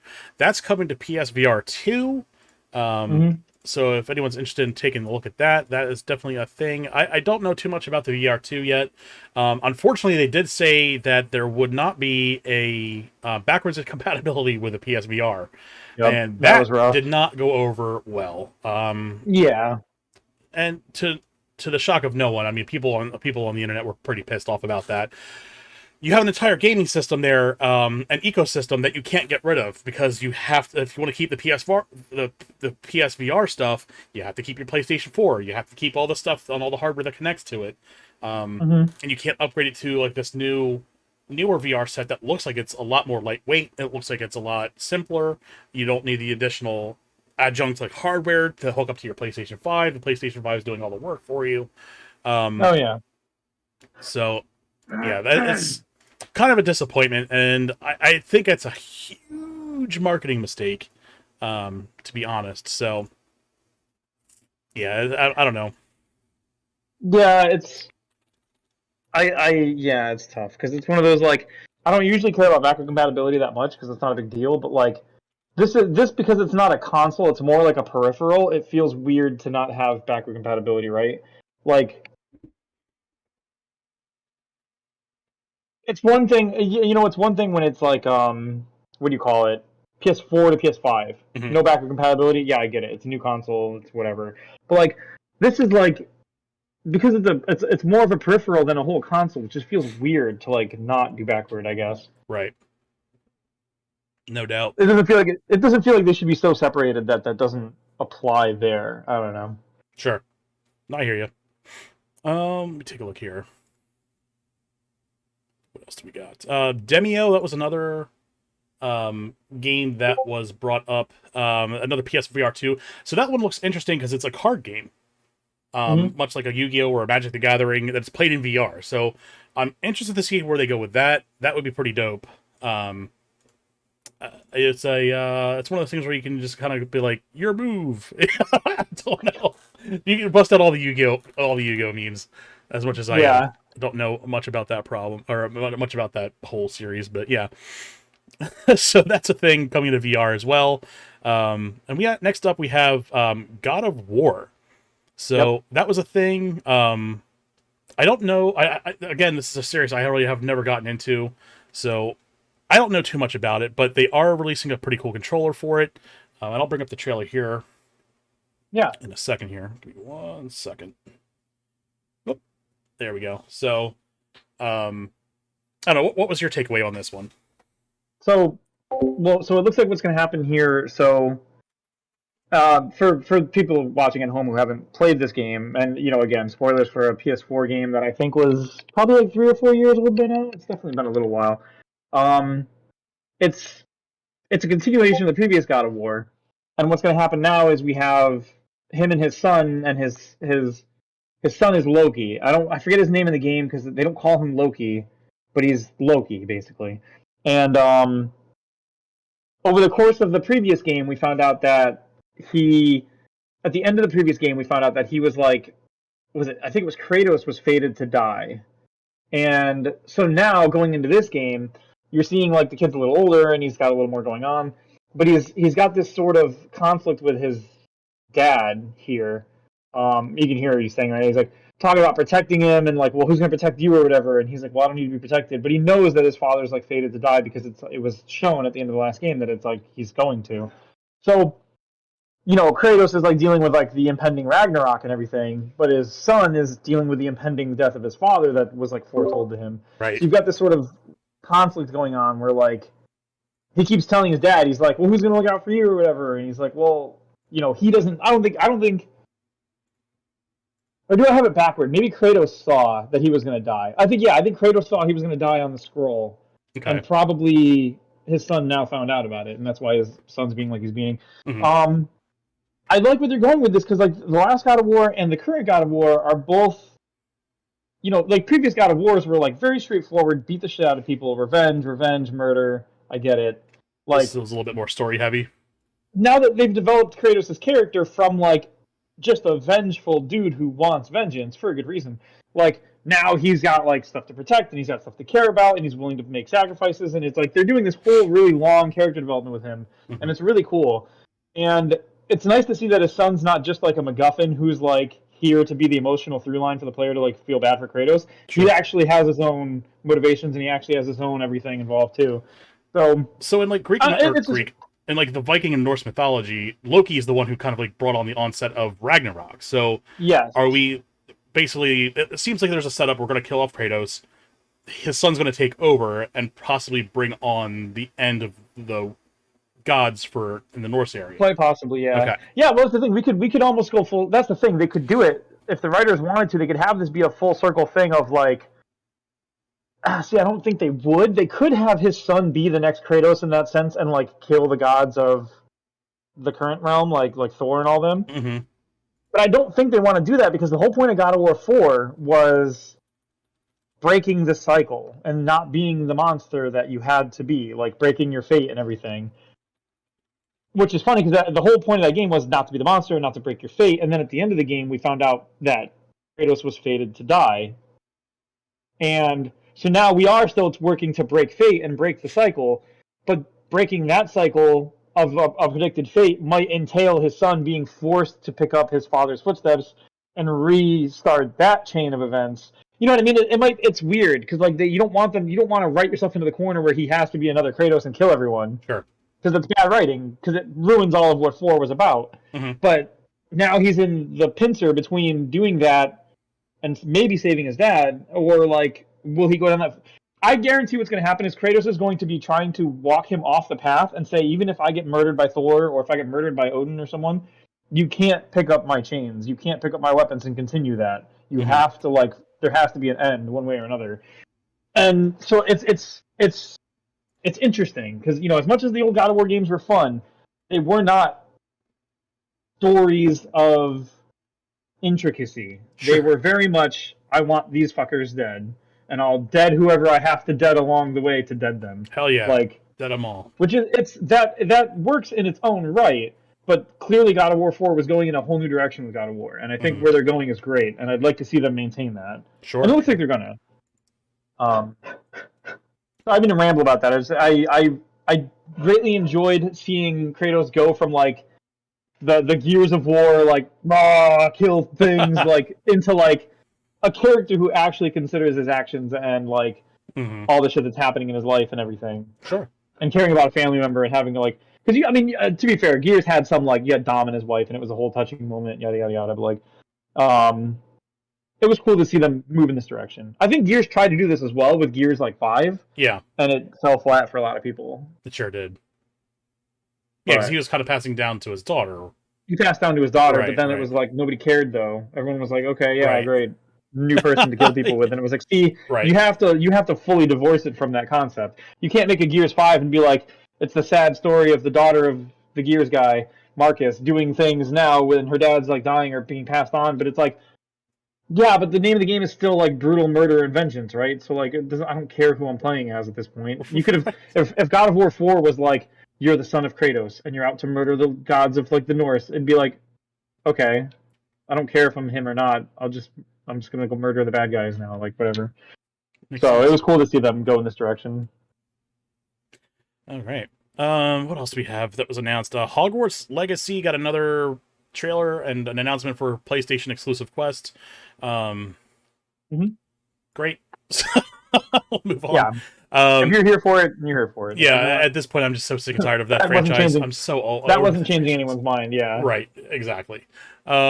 Pacific Drive, that's a new one. That one looks really cool. Yeah, so you told me to go rewatch it because I kind of was like, I wasn't at work watching this, so it was like, I could only pay attention to so much of it. Well, yeah, because I could see how, like, at a glance, especially if you're like, if it's just playing in the background or you're like kind of looking at it and looking away, it just feels like some generic thing happening. Sure. I don't know what you call it, but like, I thought it was just gonna be yet another like zombie apocalypse game, but it seems like it's all built around.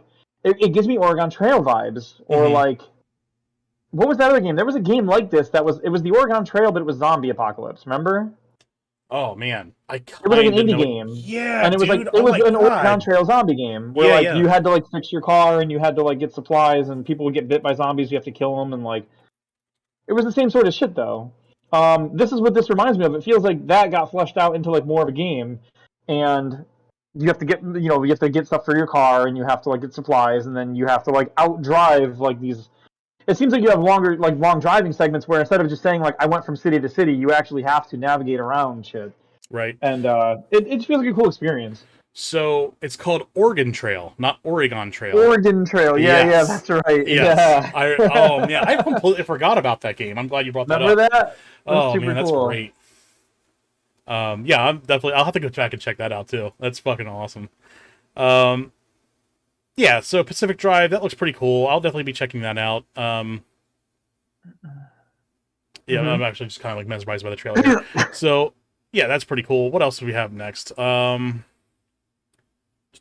So Sony talked about this PlayStation Stars thing, and this just Yep. seems like NFTs with extra steps. It's just like Well, yeah. go for it. I have no opinions on this Well, beyond that. I'm a little worried about it only because the same day they announced it, I had seen earlier in the day, and I think I ran it by you quickly, but not we didn't have a discussion about it or anything. Um, Starbucks is doing that too. They're turning their rewards program, their membership rewards program, or loyalty rewards program, I should say, into like an NFT thing where like it's called like Starbucks Odyssey, I think, because of course. And it's like there's a bunch of activities you can do on their website or in the app to earn awards that are like small NFTs. Uh huh. And then you can also pay money for some too. And some of the purchases of bigger NFTs that cost more money, like in the hundreds or even thousands of dollars, those have like trips attached, like trips to their plants or factories or special places or special merch is included or special access to certain things. Like it's literally the shit they do now, but they're tying NFTs into it because reasons. Bold of you to assume that I And ever want to go to a Starbucks factory. well, yeah, something. I think it was something like that. I forget what it was. Some Sure. headquarters maybe. And they were like, "Oh yeah, who knows what these things will be?" But they'll be tied to the NFT packages, so only the people who hold those NFTs can engage in these types of rewards and shit. You can keep it. And but the two things that I disliked about it the most, obviously, I disagree with the whole NFT thing to begin with, the blockchain shit, yada yada yada in Right. general. Just because there has yet to be a use case that I think is like a convincing use case for it. It's all, Right. especially in the game development sectors, it's all things we can already do with databases, we can already do in game, It's stuff that we've and been the able to stuff. do with like SQL for tables for Right, like yeah, dude, years. I can, yeah, Like do my SQL table shit I was doing on PHP forums in 2010, right. like just out of high school or something. Like this shit's not something we need blockchains to verify or No. whatever. I understand trying to do it for like crypto because at least in that case, you're trying to like have a security in place for like money. But like we're talking about skins for guns that are already in the game and don't need to be brought anywhere else. And then people are like, well, what if you're bringing to other games? And it's like, dude, you can't even get VR games to go from VR1 to VR2. You can't even get Warzone skins to go to Warzone 2. You can't convince companies that they should support other people's work in their game. It doesn't happen. These collaborations, when they happen in games like Fortnite, I think people are like so pilled by like Fortnite games and games like Smash having these collaborations that they're like, yo, what if you could just buy things like that and then bring them to other games? And it's like, no, these only ever happen when these companies agree to make a bunch of money on doing it for each other, and Mm-hmm. that's it. And that doesn't happen with these NFTs and these movable guns and skins and all this shit. It does like we've talked at great length about why it's not feasible in game dev to do this shit. Um, but the thing that's scary about what's going on with Starbucks is they're doing it and they're pretty much not telling their customers. They're just like if you're already enrolled in Starbucks loyalty program, you're already part of it. You just one day you open the app and there's an update, and all of a sudden you're like, hey, you're earning achievements file things like little trophy things. You can check them out in your gallery, and they're all NFTs, and you don't even really know because unless you go in and find details and shit, they don't really say anything about it. They're just like, well, these are special achievements now, and you can use these to track what you've done. They're trying to like normalize the NFT part of it by like just kind of hush hush putting it in, and then once other things start using those, it'll be like, yeah, this is like the Starbucks app I use, or this is like the other app I use. And next thing you know, a bunch of people have sort of NFT wallets in their specific apps, and not like a crypto wallet either, where it's like one thing for all these things. They're localized inside of each of these little apps. So like you have NFTs with Starbucks, and you have other NFTs here, you have other NFTs here, and all of a sudden it's just the service everyone's using, and you won't even notice it. It'll just be a Right. normal thing for people because they've been using it on top. It's like how Apple likes to like homogenize features that are kind of garbage, like the battery life thing, Hmm. and then it's like, well, it's just how it is now. My phone dies in a year, and it's like, you should be mad about that. Right. Like, I can't repair my phone. Yeah, that's just how it is. Apple has the parts, and they use the special screwdrivers, the pentalobes, and it's like, but you should have a problem with that, and you don't now because it's normalized. Right. And that's what they're doing with the NFTs there. And so now we're seeing that happen. And when PlayStation talks about the Stars program, they don't say NFTs either, but they say the same stuff that Starbucks said about earning your loyalty rewards, getting access to things, Hmm. earning achievement style things that you can track and you can look at and you can show people. The only thing they didn't mention that Starbucks did was that Starbucks said you'd be able to there'd be a third party market or like for you to like sell and buy these NFTs and things and trade them with other people. Whereas Sony didn't seem to say that with their Stars service, but that doesn't mean it's not a thing they're going to do. It just means they didn't say anything about it. So who Right. knows? And you're right, it does really reek of like you basically told us it's going to be NFTs, but you didn't say the words. Yeah. So like, And it doesn't feel good. nothing reeks of like this is a legitimate thing, like not telling your customers that they're just going to migrate to this system. Right? No, absolutely. And that's come on. And we see that with like a few other like Sony hasn't done it directly, but like Square Enix has done it, where they've put out statues and figures that have NFTs attached, Hmm. and they said they were going to shift in that direction. We've had a couple other devs like talking about doing it, and then haven't really done much. Right.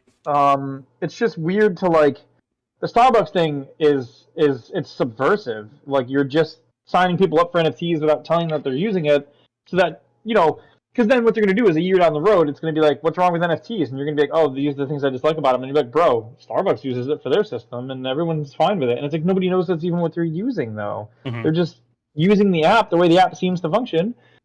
And then on top of that, even if you wanted to have NFTs in the Starbucks app, like achievements that you could track and stuff, you could do that without NFTs in the blockchain. Even if you wanted to have like people own certain access to things, we do that shit now. You can already pay $1,000 for a special membership to a program that entitles you access to like go on a tour or some shit. Yeah. Like You can, I could do that. I it's can go. already a reward tracking system with a lot of these apps for a lot of these companies where you're like a frequent purchaser, like something like Starbucks or like a gas station that you go to that you order food at a lot. Um, Right. that's not Yeah, really, all you these don't loyalty need programs exist NFTs already. to do this. And that's the thing is like A people are simple like, point oh, but system like works. people be like, oh, like imagine if you like could like buy an award that would grant you access to like go on like a 2-day trip to like the Star Wars ranch, the George Lucas ranch. And I'm like, bro, we have that. You can literally go to Disney's website right now and you can buy a hotel package at the Star Wars hotel that includes that trip that you're talking about. We don't need to tie an NFT to that. I don't need to like have that system overlaid with what's already there because what's already there works just fine. Hmm. It's like they're trying to make it work in a place that doesn't need to be there, and that's what I hate about like the whole NFT, crypto, blockchain, everything is it's always people trying to add it to stuff that doesn't need it, usually so they can monetize it again in a way that doesn't need to be monetized on top of what's already there. Right. Like It's just more. people It's talk designed to about, be more. There's more obfuscation that they're adding into it. That's all it is. well, look at what happened with Axie Infinity. Remember the biggest problem with that game was that they said they focused so players of Axie Infinity focused not on playing the game because the game was fun. They focused on treating the game like a monetary income source, Hmm. and that's why that became the more important part of the game, and that's why it all crashed. Is because people were when push came to shove and people started getting out of Axie Infinity, nobody stuck around and said, "But it's fun to play. I'll keep my shit." They Right. only kept their shit when the price got so low they felt bad selling, Hmm. and now they're just waiting for it to go up enough to sell again. They're in a death spiral where they're never going to get out of it. And it's because, and like the guy even said, they interviewed him and he was like, no, yeah, we realized after the fact, like, we made a game that wasn't fun, it was lucrative. And once the lucrative stopped, no one plays the game Right. because What's it's the not incentivization fun. then? Right, it's like games are meant to be fun at their core. Like, Right. I just want to play a complete game. I don't need right, DLC. it's the shittiest stuff. I want a complete vision, as the game was envisioned by the writers, and that's it. I don't even Why is mind that so hard like to ask for in 2022? I I don't just even mind like the DLC depending on the context. Like when a game like it's a good example recently. if it's something Like like Borderlands is one of the few examples I think really nails it, and that's not even recent. Like they right. do a whole different story offset that's offset from the main story. Right, well look at stuff like Hollow Knight. Hollow Knight was a complete closed story that was nice. And then when they did, and a lot of people didn't even realize Hollow Knight has DLC because at this point, a lot of people just get Hollow Knight and it has it all, Mm-hmm. and it just feels like one complete package. But like Hollow Knight launched without the Gods Arena and all the little God boss fights, and it launched without the what was the other thing? There was a couple of packs, two or three of them, but those were all just straight up expansions to like you see with like games like Fallout, where they were like, okay, here's Fallout 4, and the game comes out and it's done, and people are like, cool, we like it, we play it, blah blah blah, Mm-hmm. and then they say, hey, you know what? People are buying it and they want more out of this game. We'll make a whole new thing that's completely different. It's not cut content. It's not something they didn't finish. And then they were like, well, now that we're getting more money, we can go back and finish it. It's like, no, after they sat.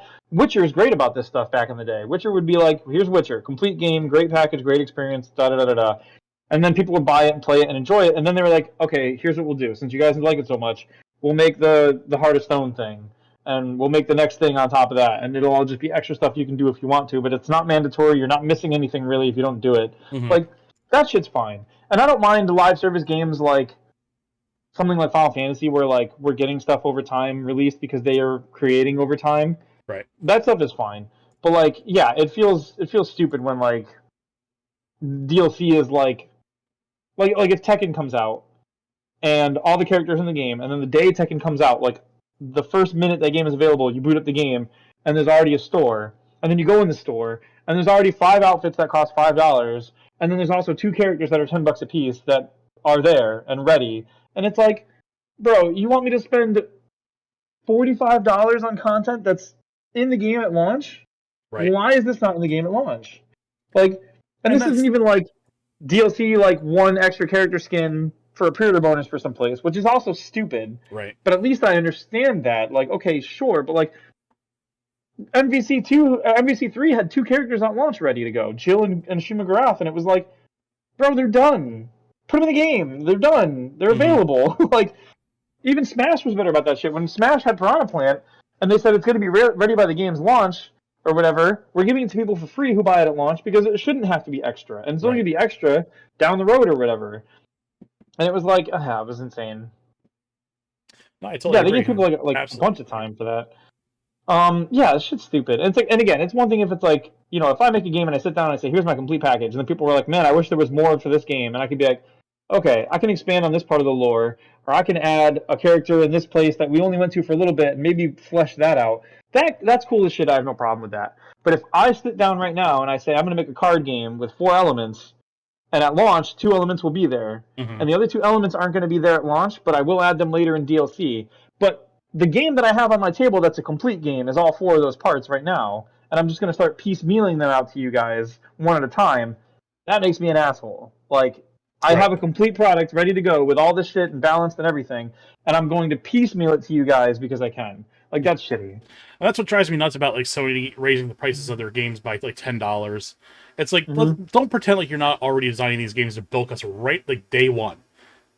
Right. Like you talked about, like an additional $45 game of release, the day of release, just to get the complete package. And it's like, okay, so 105 already and $105, and you already have either DLC in the works like a couple weeks from now, like we've seen already Right. with like Nintendo's a couple things we've even seen like during the direct and this like PlayStation thing, where like, oh, this game just came out like last week, but we're doing a package. It's not necessarily even an event.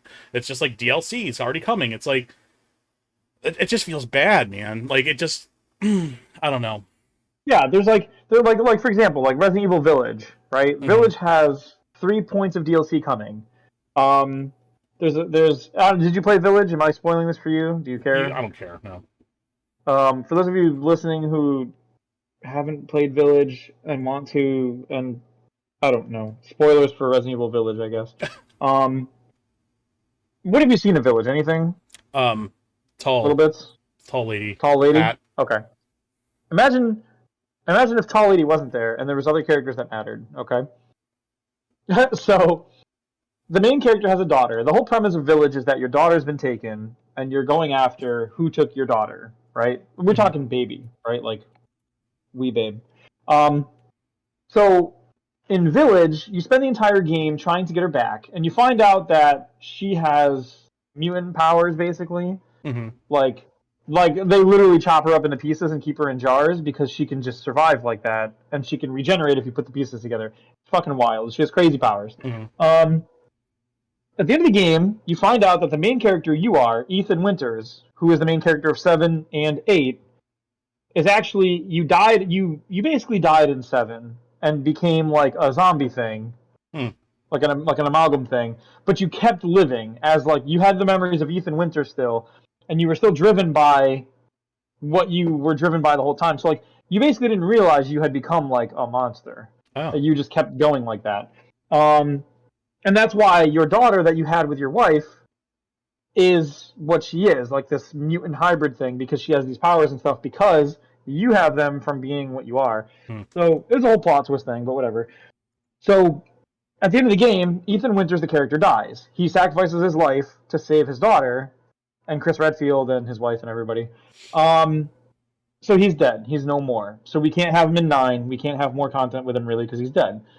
So they made a DLC now, like a year later, to tell the story of his daughter, Rose, who is now an adult. Because at the end of 8, you get like the fast forward 20 years scene where she's on a bus and she goes to his grave and she says like, it sucks that you're dead or whatever. And you find, and I think like Chris Redfield comes over and he's like, we have to go back to the agency or whatever, and she's like, I'm gonna fucking kill people one of these days if you keep being pieces of shit to me. Just because I have powers doesn't mean I'm like a weapon. And that now we're getting a DLC to expand on that ending cutscene because all we had was that one scene, and people were like, "Holy shit, I want more of that." And so they are making a DLC to explain some more of Rose and everything with her. A lot of people wanted a third-person mode for 8, and there wasn't one, so now they're adding it. And you have the Mercenaries mode. They're adding some new characters from 8. They're adding the Hammer guy. They're adding the tall hat lady. She steps on people, probably. I don't know. But no, so like that's a good example of like DLC where it's like there was a fan demand after the game came out, and it's been like a year, and people were like, we would like these new things, and Capcom or whoever was like, yeah, okay, well if this is what you guys want to see, Rose, and you guys want to see the Mercenaries content, you guys want to see a third-person version of the game, we can make those things for you and then sell them. I have no problem with shit like that. That's exactly how it should be. You know what I mean? It's the same with like merch. Like if people are asking for merch of a character from a game or something, great, make the merch and sell the merch. That's fine. But like restricting people's access to stuff that it feels like should have been there from the beginning is the problem, right? Like, yeah, I mean, we could do a million examples of this. People know what we're talking about. There's a world of difference between content available on the first day that feels like it could have been included without any problem, and content that shows up a year down the road being brand new developed stuff by people who are responding to like demand from the fans or whatever. Like it's a world apart. Sure. You know? That's insane. That shit just drives me nuts. I can't justify that stuff. You know what I mean? Like as a person who's going into dev and wants to like run my own company, I could not justify having 100% of an RPG done and being like, okay, what can I throttle? Like what can I keep from people? What part are people going to really like that I can just kind of keep that one part back and be like, hey, it's an extra $10. Hey, you have to buy it at GameStop. Like it just feels Oh, I bad, hate right? Like that. I want people to enjoy my game. Like Right. I'm glad that we're like getting out of that, or we have exited that phase where it's like there's those store exclusives almost. Like Walmart would get some yeah, it feels content, like GameStop would get yeah. some content. It's like, why do I have to buy 5 copies of this fucking game to get all of this content? You That's know what so I liked? fucking stupid. Some games would do one thing that I did like that some games will do is they'll do like if you get it at this store they have like a pin, and if you get it at that store maybe they have a steelbook, and if you get it at this store maybe they have like another physical merch. I don't mind that as much because my core game experience is the same. I'm just Right. picking what collectible I'm getting with it or something. Right. Like that's not so bad, and I can always go back and like if I really want to I can maybe find it from another place, or I can find just a steelbook, or I can find just a pin maybe like. Mm-hmm. But like that doesn't feel as bad to me as like actual game content being locked out of weird where did you buy it from mechanics. Like that just feels stupid. No, I totally I agree. guess the merch to me doesn't consider like it's part of the game experience. Like you know what I mean? Mm-hmm. That's whatever for me. No doubt. All right, what else we have here? PlayStation is publishing Stellar Blade, which was known as Project Eve. So let's take a look Oh here. yeah, That was actually a pretty solid looking trailer, it looks really and cool. I'll be definitely checking that out. Um, I didn't know too much about it before with like the Project Eve thing, but yeah, they definitely went into some gameplay, kind of like whatever, like the characters, kind of the theme. It's very, obviously very futuristic. Um, yeah, I'm definitely there for it. Yeah, very much. Looks like it's very Yeah, because apocalyptic. And go ahead. I'm sorry. well, we've seen it a couple times now under the Project Eve moniker, and it just looked like Mm-hmm. a different take on like a Bayonetta style combat game, Yeah, yeah. which looks cool. It was kind of brutal, wasn't it? Didn't we see some like maybe not this trailer, but I think other trailers of this game had some like pretty gruesome looking death animations or something, I think. Oh, it's very possible. I wouldn't be I could be surprised. confusing it with something else though. I don't know. But yeah, no, it looks good. It looks Mm-hmm. honestly, it looks like a Square Enix not Final Fantasy title, like one of their offshoot games. Right, right. What it reminds me of up front. But the more we see the combat and stuff, the more it reminds me of something like it reminds me of something you'd see from Platinum. Mm-hmm. Yeah, yeah. That. Yeah, something like now you're making me lose my what was that? Go something chain something shit. Astral Chain. Astral Yeah. Chain. Yeah, yeah. Something like that. Yeah, yeah. Thematically, it doesn't look like that, but combat-wise, it definitely feels like that's what it's going for. Sure. Or like Metal Gear Rising. It very much feels like the Metal Gear Rising combat with the big flourishy attacks Mm-hmm. and the color schematics like seems to match up. If who is making this game actually? Because it feels like a Platinum game. I would not be shocked if it was Platinum, to be honest, but I But don't know. I don't think it is because they're still doing Bayonetta and they're busy scraping up the ashes from that other game they failed. Oh no. No, I'm like, don't get me wrong. I love Platinum Games before they decided to make that Shh. shitty live service game. Yeah, yeah. I'll tell you That what. was Well, can we talk about that quick? Because I love that they're pulling the cord on that already, and I hope that sends a yeah. message to them about live service games and like dumping their core strategy that they've always had was making decent, single player experiences. Babylon Fell is what it's called. Yeah, It's Babylon Falls, but it sure fell. it sure did. What's this game? Stella Stellar Blade. Stella Blade? Stella Blade game. Developer is Shift Up Corporation on the Unreal Engine. Who's making Stella Blade? Stellar Blade. Okay, it is R. Yeah, Who's making Stellar Blade? Shift Up. Shift Up Corporation. Mm-hmm. Okay, what does Shift Up Corporation make before? Destiny Child. What? Never heard of it. Defense War 2020. Never heard of it. Okay, so they're an up and comer. Yeah, I'm there Oh, for it. cool. I'm always here to give them new developers a chance. I mean, Sure. I would even play Platinum Games other games like Bayonetta. I don't have a problem with that. It's just I don't want to reward them from thinking that moving into like that crypto NFT or even like that hardcore live service space they were moving into with that other game is a good decision. Exactly. And it's one of the it's there's not many times that voting with your wallet is effective, but it feels like in the game industry outside of the major AAA publishers like Xbox and Sony, Mm-hmm. you can kind of bully people a little bit with not purchasing stuff. You're right. Maybe not a ton, but I think like there's enough people, especially with NFTs and crypto, there's enough people who are already against it that you can sort of make a difference that way. Because we've seen a lot of these games and projects get scrapped for this very reason. Sure, absolutely. People are not receiving them properly. Like like Ghost Recon. Oh boy. Mm. Remember their helmet thing? Oh yeah, the NFT helmets. Oh yeah, they have like unique serial numbers on them that no one can see. Mm-hmm. Okay. Oh yeah, absolutely. That worked out well for him. So yeah, PlayStation also announced we got a new reveal trailer for Rise of Ronin. And again, this kind of begs the question: why the fuck would anyone play an Assassin's Creed Red game at this point, with games like this on the horizon? Yeah, I'll give Assassin's Creed the benefit of the doubt and see if they can come up with something interesting. Mm-hmm. The problem is, it feels like they slept on it for so long doing like Assassin's Creed Japan Right.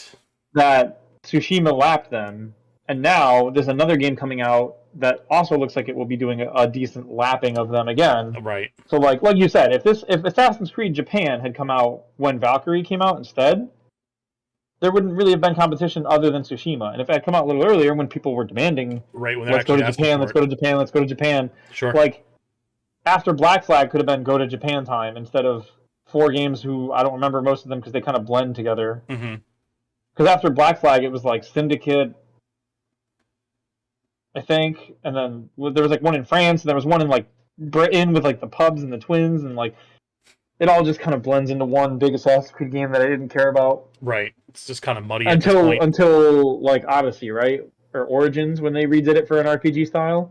Origins, then Yeah. Odyssey, then the new Valkyrie one or whatever. Mm-hmm. Like it, but like that's the thing between Origin and like Black Flag. There's like an amalgam of like Assassin's Creed things happened here. One was Syndicate. One was there was like two other games in here that whatever. Like none Yeah. of it It mattered. was just kind of like Like this I get it. muddy Dickensian atmosphere, and no one really Yeah, I cared. was like, I get it. You're putting out a new one every year, and it's a new place where there's a revolution, or there's a fights to be had, or like Right. whatever. One time there was a guy, and it was in France, and then the next time it was like a guy and a girl because you had fucked up last year and said you couldn't make a girl for some reason, so now you had to do both just Oh. because you could. Like, Oh, remember was that that the shit when they? developer where he was like, it's so much harder to make a girl character. It's like, what are you talking Yeah, about? it was this. It was like that same dude who ended up being the Unity CEO after all. Remember, it was the same fucking Hmm. guy. Said the same dumb shit, Yeah. and then he eventually kicked around his way over there. Um, and it was the same guy. He was like, "Oh, the skeletal structure, the way the hips move, this, that, the other," and it was like, "What the fuck are you talking about?" So spend an extra Like, 10 fucking minutes changing it. It's not that hard. don't get me wrong. Even if it took a couple, like, even if it took you a week to like make it, like you were saying, like maybe you want this to be a little more dainty, maybe you want that to be a little more swivel on the hips. Like, you can make it unique and spend a week or two on it. No one's gonna Right. care if you push Assassin's Creed out 2 weeks Are you going to tell from me after launch. what, Like, 12 years of developing in this game that no one has like a female skeleton ready to go? Like, come on. well, Don't not blow just that, smoke but up like my ass. you know as well as I do that one. There's probably dozens of animations that they did for like NPC females that they could literally just rig over because that's how the rigs work. You can literally copy those animations as long as they have matching skeletons with like Exactly. the same spinal tailbone setup. And all the people are people. You don't have monsters and shit with tails and like Yeah. six-legged enemies where it's like, well, yeah, we have a female, but she has six legs. It's like, It, no, you it's still a fucking fucking quadruped, for Christ's sake. yeah, It's like, you have all these people walking around town, these women NPC characters, and I know for a fact that you guys made them sashay a little or sway a little more than the men who walk around town. So just sure. fucking you can make this shit work a lot more easily than you're pretending that you can't. Right. Um, his objection to making a female character in Assassin's Creed was extremely disingenuous. The way that he tried to make it sound like it Oh, was yeah. It was the amount of like, work that would be required. let's pretend like Ubisoft is like a 5-person studio or something like that, and they're just strapped for time. Like, get out of here. I just, And then right, and then after that happened was the one I think with the brother sister combo, and it was like you could play as either one, and it was like yeah, fucking of course, mhm. great. Like glad you managed to make it work this time. Yeah. Um, Splitting and then atoms over here at I feel Ubisoft. like there was one more in there still, but I don't remember. I only remember those two. The France one, because the France one was the one where like the faces were fucked, remember? And like the Yeah. whole faces were disappearing, and you'd have like the kissing scene near the beginning of the game with like eyes and lips and nothing else, like Hmm. doing a weird like And shit like that was happening. to be fair, if they don't develop like a female character or something like that because they can't figure it out, France, where Ubisoft is based out of, does have a rich history of giving up. So, Oh my god. Um, so I and then just, like it just I don't know. It felt like it was like they were all the same, and then Origins was like we're trying something new, and it was good. I heard good things, and then Odyssey was like we're trying something new again, but we put a girl back in. And you can play as the girl too, and it was like okay, great. You guys figured that shit out too, because in Origins you couldn't, and it was like right. you had that problem, and then you fixed that problem, and then you had that problem again. It was the D1 to D2 problem where they were like, remember those quality of life changes we had figured out? We unfigured them out. Like, um, Yeah, 5 years later, still don't have sparrow horns. But dude, it's like a pile of fucking wave files. Come on. I like how they were like in Lightfall we're adding loadouts, and it was like, didn't you guys invent loadouts in like Halo 3 or Halo Reach? Like they were in Reach. How did you guys not put loadout? I get maybe like at launch you're like we didn't think to put loadouts, but like how the fuck is your game built around swapping weapons and armor pieces for combinations and builds? Your game built around builds, and you don't have loadouts or like presets. Right, but people who made What? third-party apps figured it out for them years That's ago. insane. Yeah, It's don't even get me started because we're already running a little light on yeah, time here. yeah. But Um, oh man, so Stellar Blade looks great, yeah, and I'll give them a shot and see if it's any fun. It looks like it'll be it fun. looks like I'm it's something way interested. up my alley. Like just like the really high futuristic, science fiction, Oh, um, totally. a little bit lore rich. I'm liking that. So Yeah, yeah, yeah, I'm here for it. absolutely. Okay, let's move on. Finally, we are getting to TGS. So because we are running a little late on time, I'll probably cut this Xbox segment down. Oh no. What was it already? So they're just announcing a bunch of games that have already been released for Game Pass, which it's finally like they're Um, adding some value to it. And I don't want to sound ungrateful and shitty on indie games, but that's not what Game Pass was built around. And like the last 3 months, it's all it we've been wasn't getting marketed that was way. just kind of like Yeah. some indie games, some shovelware mobile games. So we're finally getting stuff like Ni no Kuni: The Wrath of the White Torch remaster's coming, Metal Hellsinger's coming. Well, it's already out. It's already out it came out on the That one's 15th. out. Yep. Outer Wilds is back. Deathloop is coming. Persona 5 Royal is coming. Slime Rancher, we're getting some early access on the 22nd.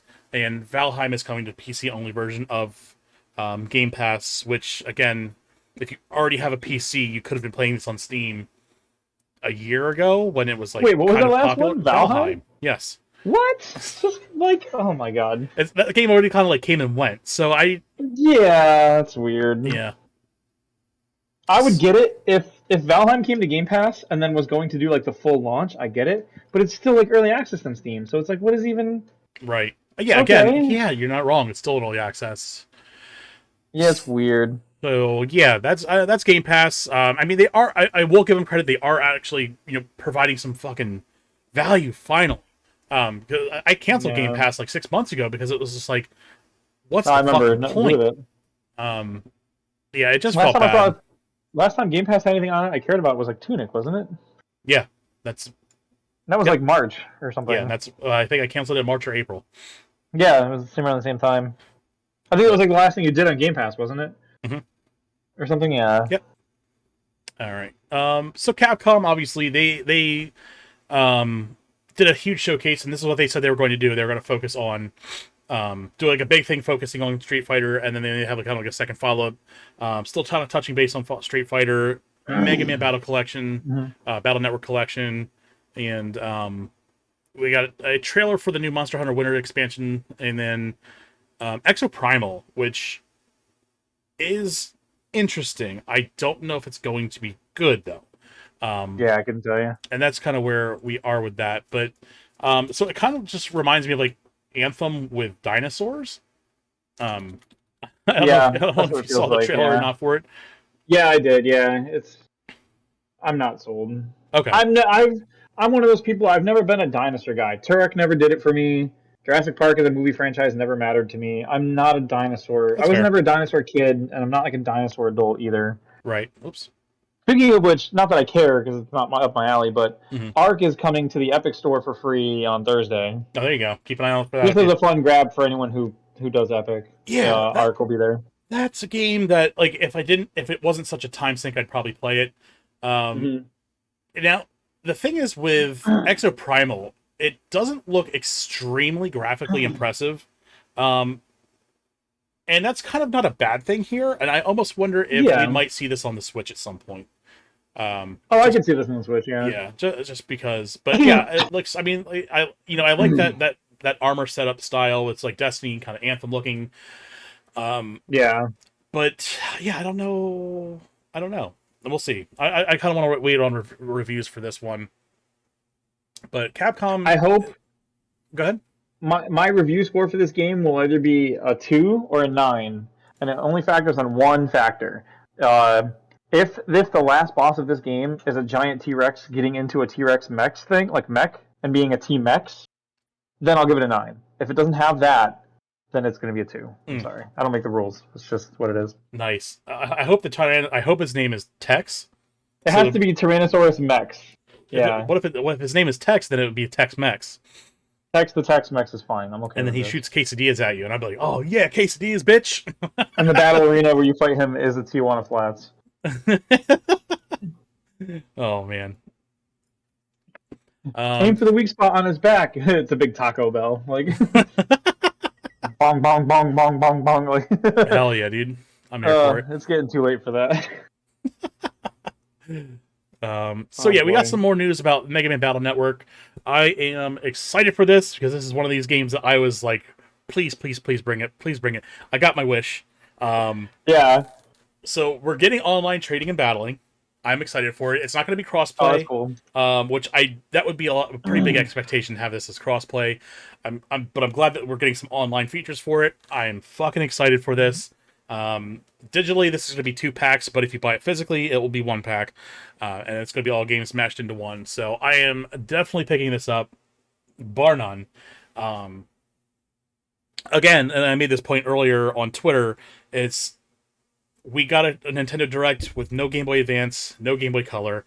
So we're going to have to continually rely on third-party companies to release these packs because it's like Nintendo, for some reason, historically just pretends like the Game Boy Advance doesn't exist.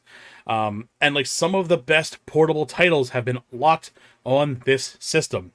So, yeah, I 100% will be picking this up. I'm here for it. So, yeah. Yeah, it blows my mind that Nintendo was like, with the 3DS, they did the ambassador program. I mean, we've talked about this, but like they did the ambassador program, and it seemed like a perfect window to jump all the Game Boy Advance games over and make them all rebuyable, which everybody was going to do. Everybody would rebuy the shit out of most of I the Game was Boy there Advance for games. it, man. I was like, oh yeah, And I don't then have they to were like pull all my games. I can and just dump them on my 3DS. Fuck yeah. then they were like, no, actually, we're only going to do a few of them, and some of them you need the new Nintendo 3DS for because reasons. Even though the old 3DSs that have the ambassador program can still run it, and it was like that blew my mind when they were like, you need the new 3DS to play like Mario World or something, and it was like, Right. what? Like, yeah, Super Nintendo's Mario World, it's only on the new 3DS, and it was like, I have that on the regular 3DS, like the original model 3DS on the ambassador program.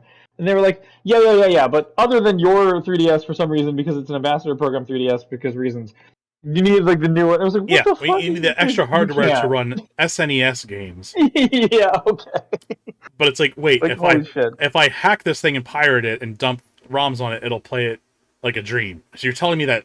Yeah, this thing runs circles around the Super Nintendo. You can't tell me that it needs get the a hell out of hardware here. upgrade. It was just so disingenuous. Yeah, that left a bad taste in my mouth. Not just that, but it feels like a huge miss on sales. They could have had people buying all kinds of shit. Yeah. And then they didn't. And it was like, okay. Sometimes Nintendo hates printing money. I don't know if Dude, they're worried that they compete with themselves or what. To this day, I guarantee if the 3DS had like the entire advanced catalog available in digital format, and like people would have bought an entire advanced collection for the 3DS just to have access to that as like some sort of thing to put on the shelf and be like, if I want to play an advanced game, it's all in there. Like, no, obviously they're not great about keeping their stores up and shit, but like I'm sure people would have made like offline access to those things or whatever, and then it would have been like a fucking catalog. Mm-hmm. Yeah, absolutely insane. And they added Pokemon Blue, Red, Yellow, Silver, Gold, and Crystal on 3D on the 3DS. Oh, they didn't do like Sapphire, Ruby, Emerald, or Leaf Green and Fire Red. And like they would have sold gangbusters because those games never dropped below $20 even at their lowest price. But I mean those games are probably going like $60, $70 out of box right now. They could have easily charged retail. Like original MSRP for those people would have bought them. They would have been online compatible with like Pokemon Box, Pokemon Home, and that would have just been like another easier way to bring those Pokemon into like the modern consoles that you to play on the old classics. And it was nice that we got the first 6 games because that was like their first time that Americans could bridge those older games to like the modern consoles. But yeah, it was such a missed mark. No, absolutely. No, it's insane. Yeah. It just every once in a while Nintendo does a thing where it's like we talk about with Sega. They both have this sort of like they'll be like this, and then they'll just kind of like take their hand off on a random product. They'll pick a random product and be like, okay, don't pay attention to it. Mm-hmm. Every company does this with something random. It feels like Nintendo does it with like missing sales on things like short printing amiibos for no reason, and then like no one can get their hands on amiibos, and it's like, oh man, I've got 30 customers that come into GameStop all looking for the Martha amiibo, and they'd all be buying it, but you didn't make enough. And they're like, yeah, well, that sucks. And it's like, they're going for $100 online because you guys aren't making them. If you guys just made a bunch of these, they would sell. And then like we get a print of Marth. Scalpers out of business. 2 years Win-win. later. Yeah, like 2 years later, they make like another run of Marth, and it's like 2 per store, and everyone's like, most people already have them at this point. The scalpers bought them and they resold them, Right. and the scalpers can only scalp because of the artificial demand because you guys didn't make enough. If there was shelves full of this product, the scalpers wouldn't be able to scalp. Like I live down here by Disney, and I can tell you scalpers go in there all the time and scalp because a lot of that merch doesn't make it to the other stores, or it only shows up in Disney stores in limited supply and stuff. Oh, I But saw a like, video of like a bunch of boomers fighting over cups at yep, yeah, I in remember Disney that shit at Springs. the I'm like, anniversary cups. Uh huh. come on. Yeah. And that's a specific problem only because a lot of merch in the parks is like exclusive to the parks. Right. But like Nintendo doesn't have that problem. They have partnerships with GameStops and WalMarts and Targets across the country. Yeah, They they can have ship product to distribution that's bumblefuck existed for nowhere. 3 decades now. Right. Their delivery their what's that called? Their pipeline Hmm. is already there and established. They don't have to worry about that. Technically Disney could do that with like their Disney stores, but like there's only so many of those and they're far and few between and whatever. Not to justify their behavior, obviously. Them doing shit like that too sucks. Hmm. But like it just feels weird for Nintendo to not capital like it's for Nintendo to have that problem specifically feels bizarre because it's like how can you guys not get this stuff into these stores? Like um and we see them do that with like Square Enix does that from time to time with like their non-Final Fantasy titles. How many times have we seen Square Enix be like, "Hey, remember World Ends with You? That everybody loved that game. We Yep. made a sequel." And they're like, "Cool, where is it?" And it's like, "It's Uh, coming." And then like, no one talks about it. And then like one day you're like, "We're doing a Square Enix Direct," and it was like, "Oh, cool. You guys gonna talk about The World Ends with You?" And you're like, "Yeah, tune in." And then you join in 30 seconds before the show starts, and they're already talking about The World Ends with You because they relegated it to the pre-show, and then they don't mention it during the show, but it launched like that weekend. hmm. And then they don't talk about it, they don't market it, they don't advertise it, and then 6 weeks later they're like, "This game didn't sell." And in the comments on the article saying the game didn't sell, there's a bunch of people being like, "Fuck, that's out." Like, what? Yep. Holy Yeah. shit. It's insane, dude. And they do that like randomly. They'll have projects where it's like, "Hey, this." They'll pick some projects and like market the shit out of it, and then sometimes they'll be like, "What's that? Sequel to a popular game that everyone's asking for?" No. Right. Right. Nope. No marketing. And you're like, "Holy shit, what are you doing?" No doubt. I All feel right. like I feel like the only reason Endwalker gets marketing is because Yoshi P kicks the door open and he's like, "Remember me, assholes?" And they're like, "Yeah, yeah, you're the guy that makes us all our money." And he's like, "Yeah, Yeah. market my fucking game." Damn right. Um. Oh man. Yeah, so we already talked about it earlier, but Capcom going into more depth with the Street Fighter, introducing more Hmm. characters. They went into more depth with like Chun Li, with Ken. Yep. They went into like I guess discussing like the character creation mode, which I'm pretty sure is a new feature overall. Yes. Yes. Okay. It's not really been a thing in Street Fighter. It's So pretty much always been play as the defined characters. I'll be Yes. interested to see how this works with tournament play. Um, Yeah. Yep. that Because so you have I'm. that problem with Smash had with balance, like balancing the Mii fighters, right? Mhm. Same problem. Yeah, so I'll be interested to see how that works out because if it's like a character creation mode and maybe you go through like the first player story mode to build up your stats to actually unlock the character to its full potential, um, Yeah. I'll be interested to see how that works. They could do like I I don't I don't remember if Dragon Ball Fighters has it. I know mhm. Xenoverse has it. Fighters might have it. I don't remember. They could just get away with doing like you learn the skills of other fighters that already exist in the game, like That's the kind of yeah, Shoryuken, right. the like whatnot, and then like the frames and the damage and everything are like identical scaling to like those characters. So Hmm. like the worst case scenario is like you get like a character who has like the like the best projectile and the best maybe like Shoryuken style upshot and like I mean you can have an optimized move list which does sort of cause problems because part of the like balance of characters is like Chun Li has really good kicks and moves that like move her around the map and her projectile game is weak as shit because like when she does her like Hikohos they like barely travel anywhere and they're good for like positioning and spacing people away from you Hmm. but they're not designed to play the projectile game like Ryu does with the like the Hadokens, where you can throw them across map and you can air them down, and like so hers is really just meant to be like a combo piece slash like a space maker. And if you could take Chun Li, but then give her the Hadoken, who knows how much cause like chaos that makes in balancing to like have Sure. her have a full projectile kit on top of like her kicks or whatever. So who knows? I mean, like, we can't really we can speculate on it, but it's Yeah, tough. yeah. I'll be I'm sure they excited to know see what they're that. doing within reason. Sure, sure. And they can always rebalance later if not. But yeah, it's just something Yeah. interesting to see how that all works out. 'Cause it'd be like interesting to see all these tournaments, and just have like these like avatars of like or representations of like the people actually fighting instead of using like Oh the yeah, default characters. That'd be actually pretty cool. that'd be pretty cool. I Uh, almost wonder, like, you know what they could get away with? It might feel a little lazy though. mhm. They could just make it so like you have character archetypes and your character's locked to the archetype. So like, if you pick Ryu as the base for your character, you can make him look like whatever you want. Sure. But his moveset and his frames and his damage are all, and his stats and everything are like literally Ryu's, and you're getting like a skin on him Sure. that you make yourself. That still, I feel like that works, but does that make the content? Does that make the creator like not great? Like, I don't know. I don't know how I feel about that. Like, I kind of think people would enjoy being able to like stick their own abilities on the character or like mix and match skills, Hmm. but it's probably bad for balancing. Maybe they'll do one of those like maybe they'll have like presets for like Ryu, Ken, Chun Li style and stats, and if you divulge from those, that character isn't like online allowed or tournament allowed or Hmm. something. Or like maybe there's an online mode where you can use anything, and then there's like the ranked modes only let you play as the actual characters, or you can play as your character if your character is a character archetype preset. Like, Sure. there's a bunch of ways to make this work. I mean, I'm sure they have ideas already of how they're going to do it, Yeah, no doubt. but Yeah, it'll be interesting. sorry, I don't mean to like. No, it's fine. I like the game dev in me wants to like solve the problem. So when like a Right. No, problem I comes up totally get talking it. about a game's design, I'm like, how would I do this? What could we do to make this work? Like, yeah. Hmm. Um, yeah, no doubt. So Konami is alive. They did something other than make a pachinko machine.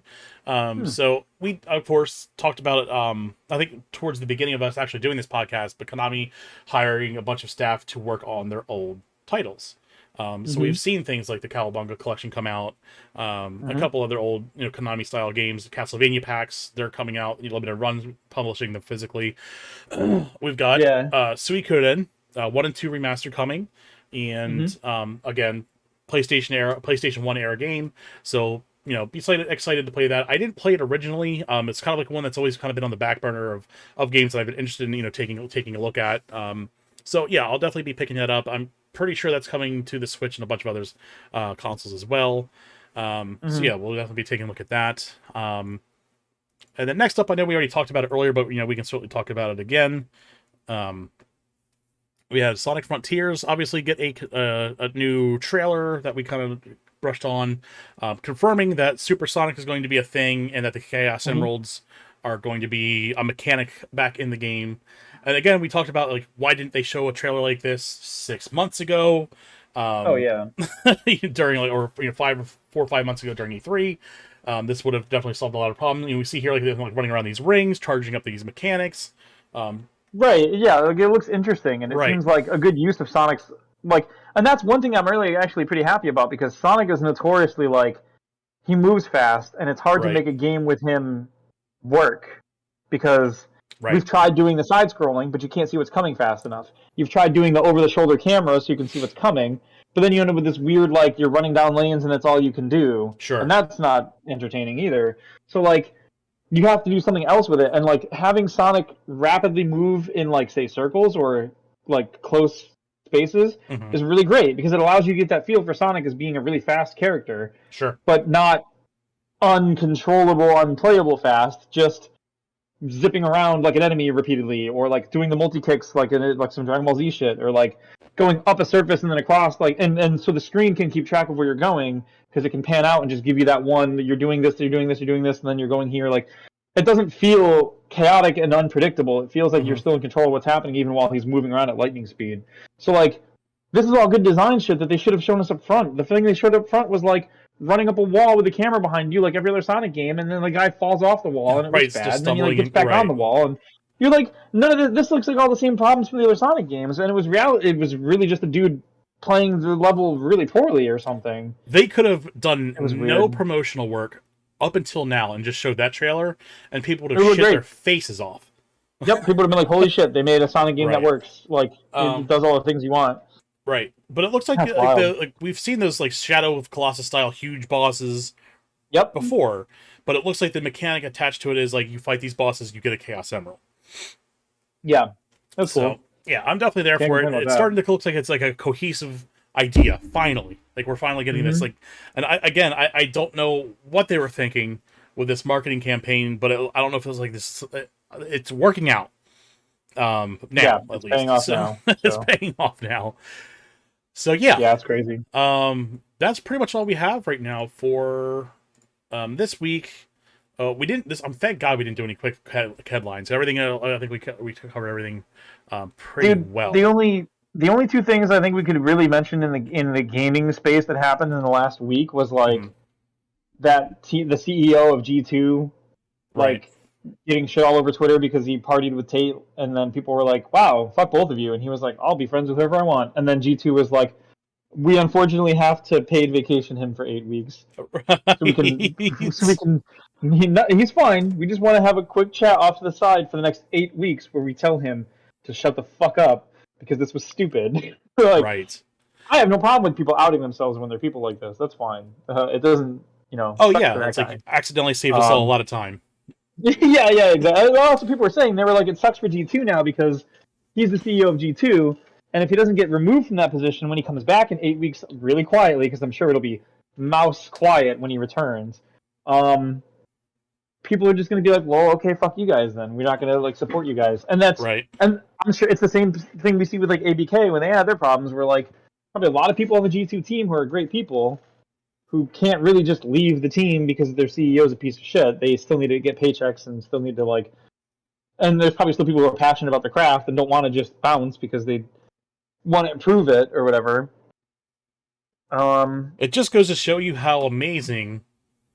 Not only we talked about this before stream, not only how well deplatforming can work, but how mm, much Andrew Tate has become brand poison oh, absolutely. for Yeah, dude, he was anything. literally. Did you see how this all started? It No, was I saw like someone on Twitter cut a uniform up, and I couldn't even tell you if it was for G2.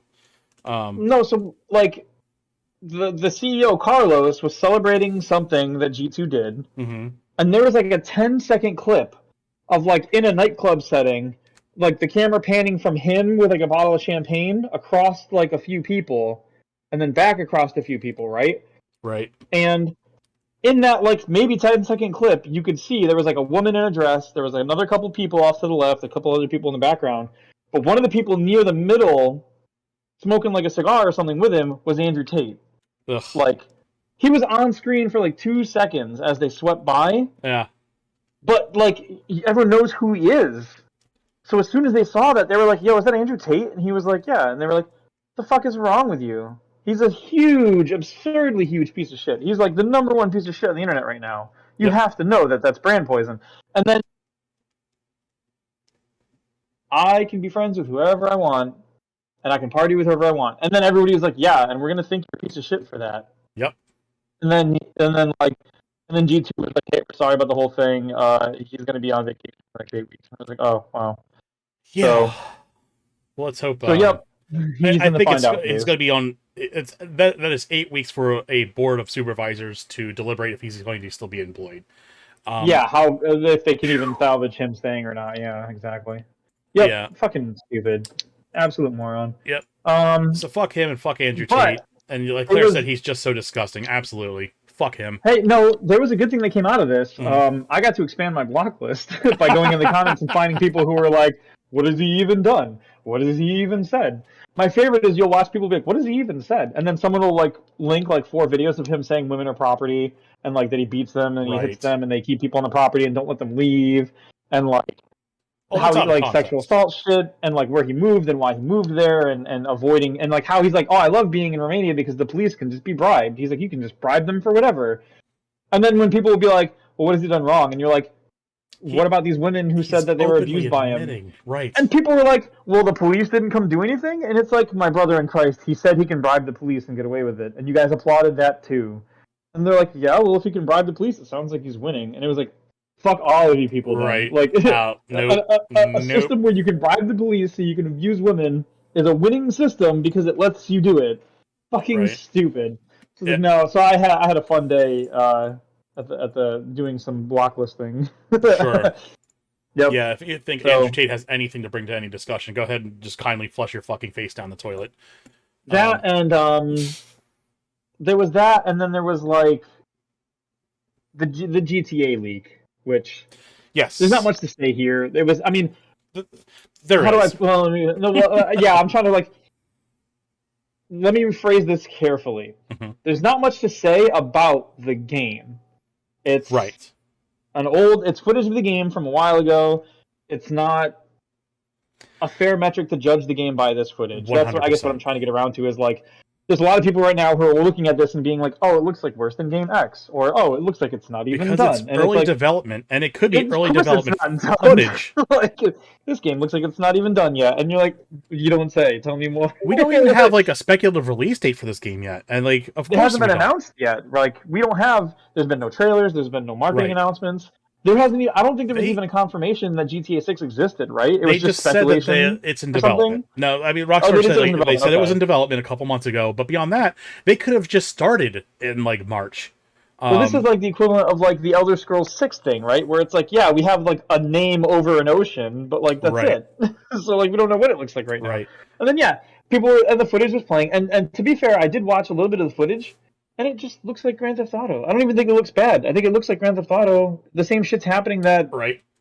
the only bad part of it, and of course it's in development, is like you can see characters instead of saying what they're supposed to say, they'll actually say like the name of the wave file, like player acknowledgement or Hmm. like curse to self in all caps with underscores. And That's it's like fine. it's in development. Right. That's how that works That's a though. They placeholder. literally do that Right. that way. Um but like there's a whole huge conversations happening and people were like, "Oh, it looks so bad. Oh, it looks like this. Oh, it looks like that. Oh, it doesn't look like it's done yet." And it's like, No shit. what am I supposed to tell you people? It's Right. not done. The The game bigger that's not done deal and in out of development this, is not done and in development. What? That's yes, it. if anyone's judging Grand Theft Auto 6 based on the leak, you've got the wrong, and you're entirely in the wrong headspace for what happened. Right. Because that has nothing to do with anything. It's the leak is a big deal. It's the biggest leak in gaming history in terms of like leaked footage, leaked source code. It's and love Right. it or hate it, I've never played Grand Theft Auto outside of the first two games. I have not played since two. So I'm not like a Grand Theft Auto ride along or anything like that. I played But 5 and there's lost interest in it almost immediately. right. I loved 4. I think it was probably one of the best storytelling efforts I've ever seen a gaming company do, and that's one thing Mhm. Rockstar has always had a tradition of. They've done like the city crime syndicate games, the spaghetti western games, and they It's like Mafia was theirs, right? right yeah no, Yeah, Red Mafia's not Dead. theirs. Bully Oh though. no, Red Dead is. Red Dead So Redemption's yeah. are spaghetti westerns, and like Yep. they do such good storytelling with these games. Um, I can't say I'm a huge fan of them now since they're under the Take Two's on umbrella, and I'm not exactly a huge fan of Take Two and their business strategies. But Well, hey, but Take Two won Game of the Year last year. all right, well, anyway, See, we just move past that one. I was about to hit the end of the show thing, but I was Remember when Take Two went after It Takes Two for yes, naming their game It Takes Two? yes. So unfortunately, and you can't shit on Take Two, and here's why. This is like an automatic thing that happens with their lawyers that they have to do Yeah, it. yeah, of course. It And was like automated, right? right, it's like an automated mechanism that just it goes into effect. And I'm not defending Take Two Take Two whatsoever. I'll just let me put Yeah, that out yeah, there. It's yeah. just But it how wasn't the malicious industry either. It works. was just what happened. Right. Like, yeah. And It's I funny don't though. think they won, obviously, because It Takes Two is still doing a thing. It's still coming out on other consoles and all kinds of shit. So Yeah, I yeah. digress. Let's talk about the source code and why this is important. Right. Source code is usually very held, tightly kept secrets of how the underlying engine's going to work. Anything down to player information, credit card processing, all kinds of shit. Um, and we don't see a lot of this leak. No, almost never. Right. It's rare. I think like it's happened before, but like not often. Like one hand maybe the number of times I can think of Sure. it's happened. So this gives you basically root access to the game, any exploit, God mode, whatever you want to call it. This is what this enables. And I think it was either 95 or 9,800 lines of code that have been exploited, stolen, and now held Yeah, I for heard a ransom. lot. So yeah, it's going to set back development probably a couple years for this game. Um, Best case scenario, maybe a couple months. I can't see it being less than 6 months, Right. like under any circumstance. I want to say, if I had to make a guess, it's going to be about a year, and they're going to salvage everything they can Sure. from it.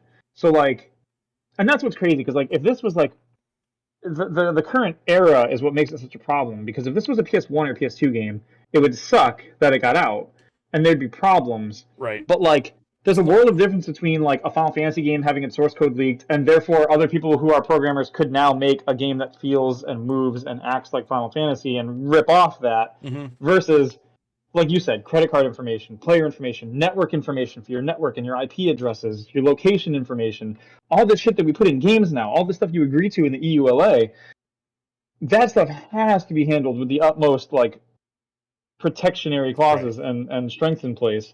And if you have source code access, you know what those are. You know you can have access to encryption keys for all we know. You could have access to like data management things like that. And they cannot risk reusing those exact algorithms and settings if they're accessible now. They're going to have to create new encryption keys or they're going to have to change the locks, so to speak.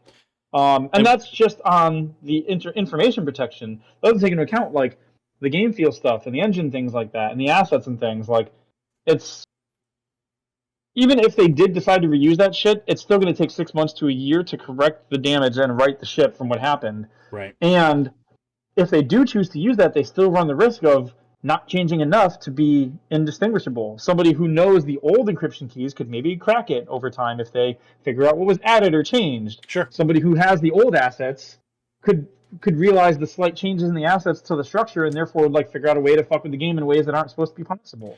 Things that, you know, and we don't know how much of the source code was proprietary like, from the old game. So like that too, yeah. they might be able to bridge access to Final Fantasy. Gee, I keep doing that. Grand Theft Auto 5. And the thing is too, like we talking about like credit cards, is like any company that does any kind of like financial exchange to like credit cards, they have to have what's called an IP certification done. And if they lose that, they lose the ability to process financial money, like any kind of like financial transaction. So this could be damning for this company. I mean, they might have to pull GTA 5 offline because if there's any kind of old proprietary code that was used and stolen, and we don't know if they got a hold of like the source code for GTA 5 either. So I guess it came out that he is like holding this stuff ransom, wants to negotiate with Take-Two or Rockstar, and it's and we know how that's going to end. So and there's another problem too there that's like. I have to imagine, and I can't speak for them, and I'm not in their position, so I can't say for sure that this is how it's going right now.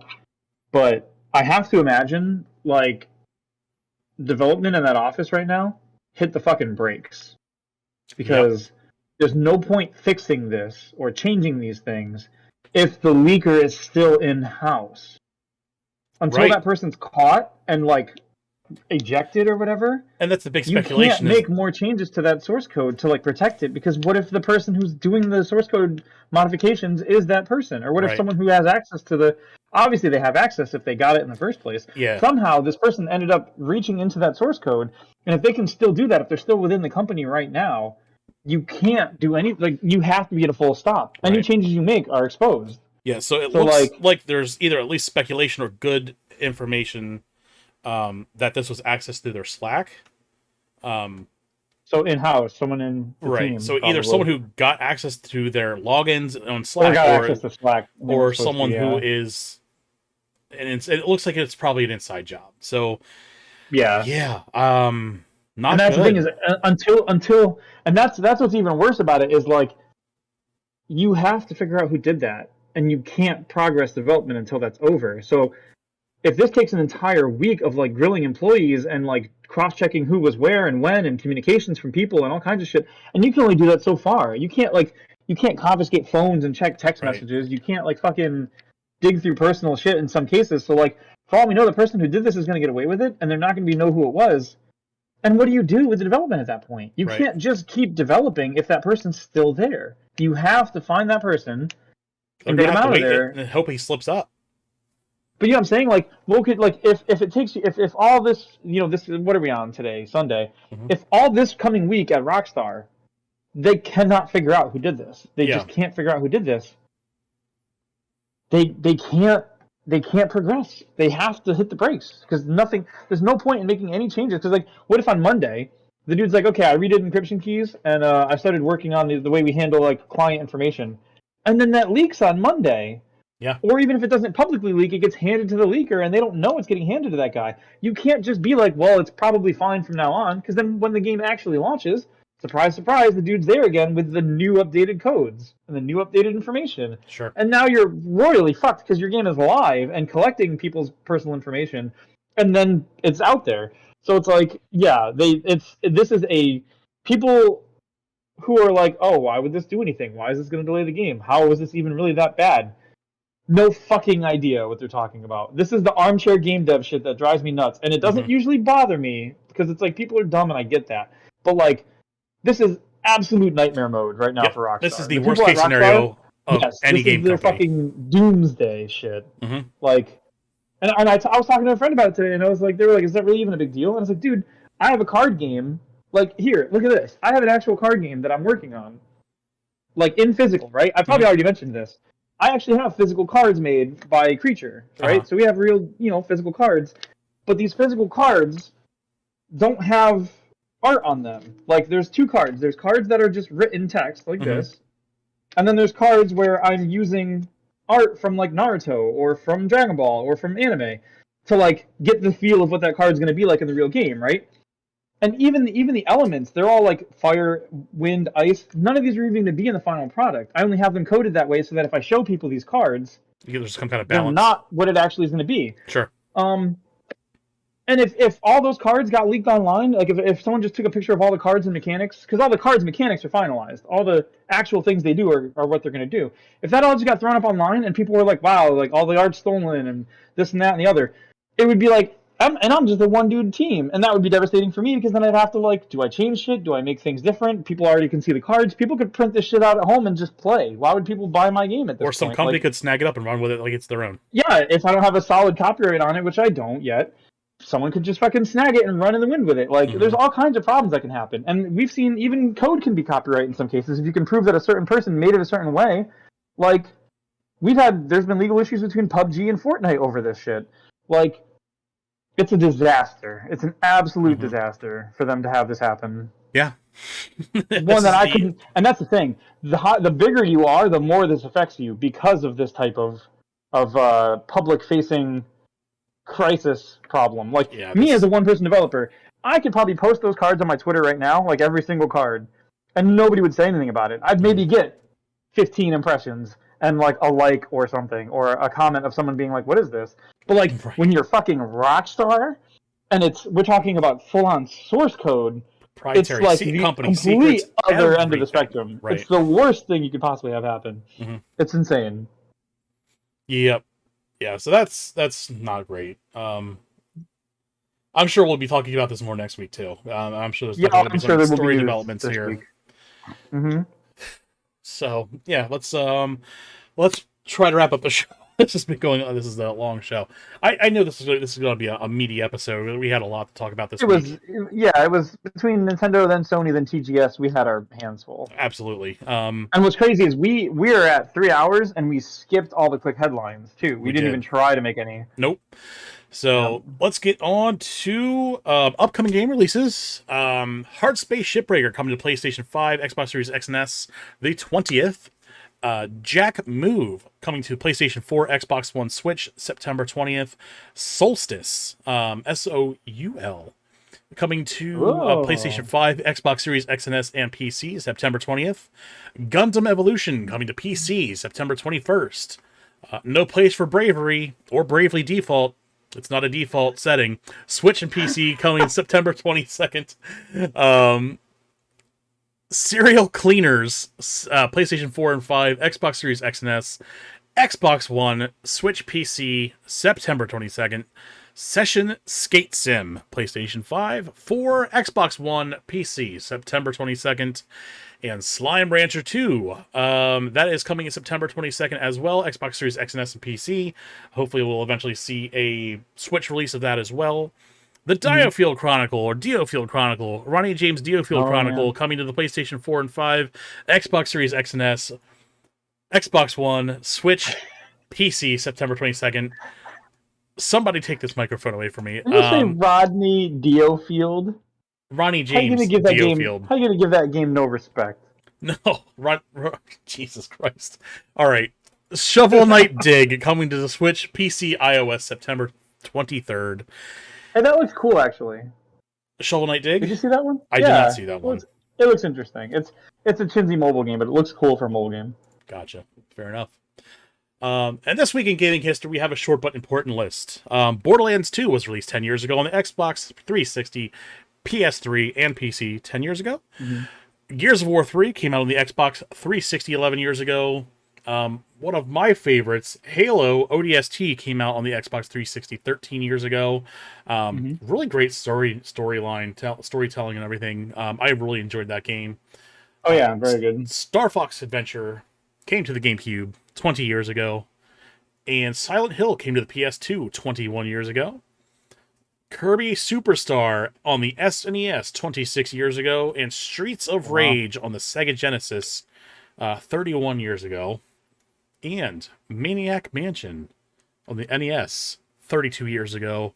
And last but not least, Nintendo was founded 133 years ago as a card company, trading card company.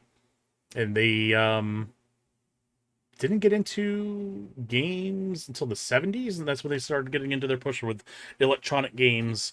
And that's when they were still under the family CEO. I can't remember his last name. But that's when like Nintendo was still in the actual family of the people that actually founded the company. So that is 100 and how long? 133 years ago. So that's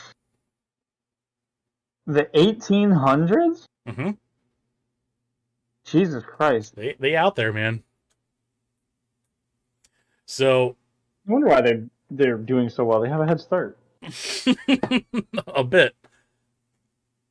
Did you know that Sony started as like a penny farthing bicycle company? I did not know that. Did you know that Xbox started as a how can we make money off of Sony and Nintendo company? Oh man. I was just joking. And the answer was no. It became a thing that Microsoft just pours money into. Yeah. The how do we take a loss on gaming consoles every year? Company. So oh man. Do you remember the original prototype Xbox? Mm-hmm. Fucking weird as shit. Did you ever see their dev kits? No, were they like that or something? They were literally G4 iMac or G4 Apple Towers because they ran on RISC processors. Yeah, that was their dev kit. Interesting. Mm-hmm. Well, I'll give them props at least for good color choice, I guess. All right, well that wraps up the show. We finally got to the end of it here. Again, you can find our social media links, Game Dude Retro on Twitter, SuperScope Cast on Twitter as well, and I am on Twitch, of course, at Retro Game Dude. So stop by, see us there streaming Jackbox on Saturday nights. Come by and have a good time. We always have a good laugh. And this week, we are going to be doing Phasmo on Tuesday, Undecided on Wednesday. I got to figure out what I'm doing on Wednesdays from here on out. But of course, then we'll be back next Sunday with another episode of the SuperScope podcast. I do appreciate everyone for tuning in. And thank you, Claire, for being in the audience and watching and talking along. And again, if there's anything that we missed down let us know down in the comments if you're on YouTube. And then we'll talk to you guys next week. All right. Have a good night. Take care.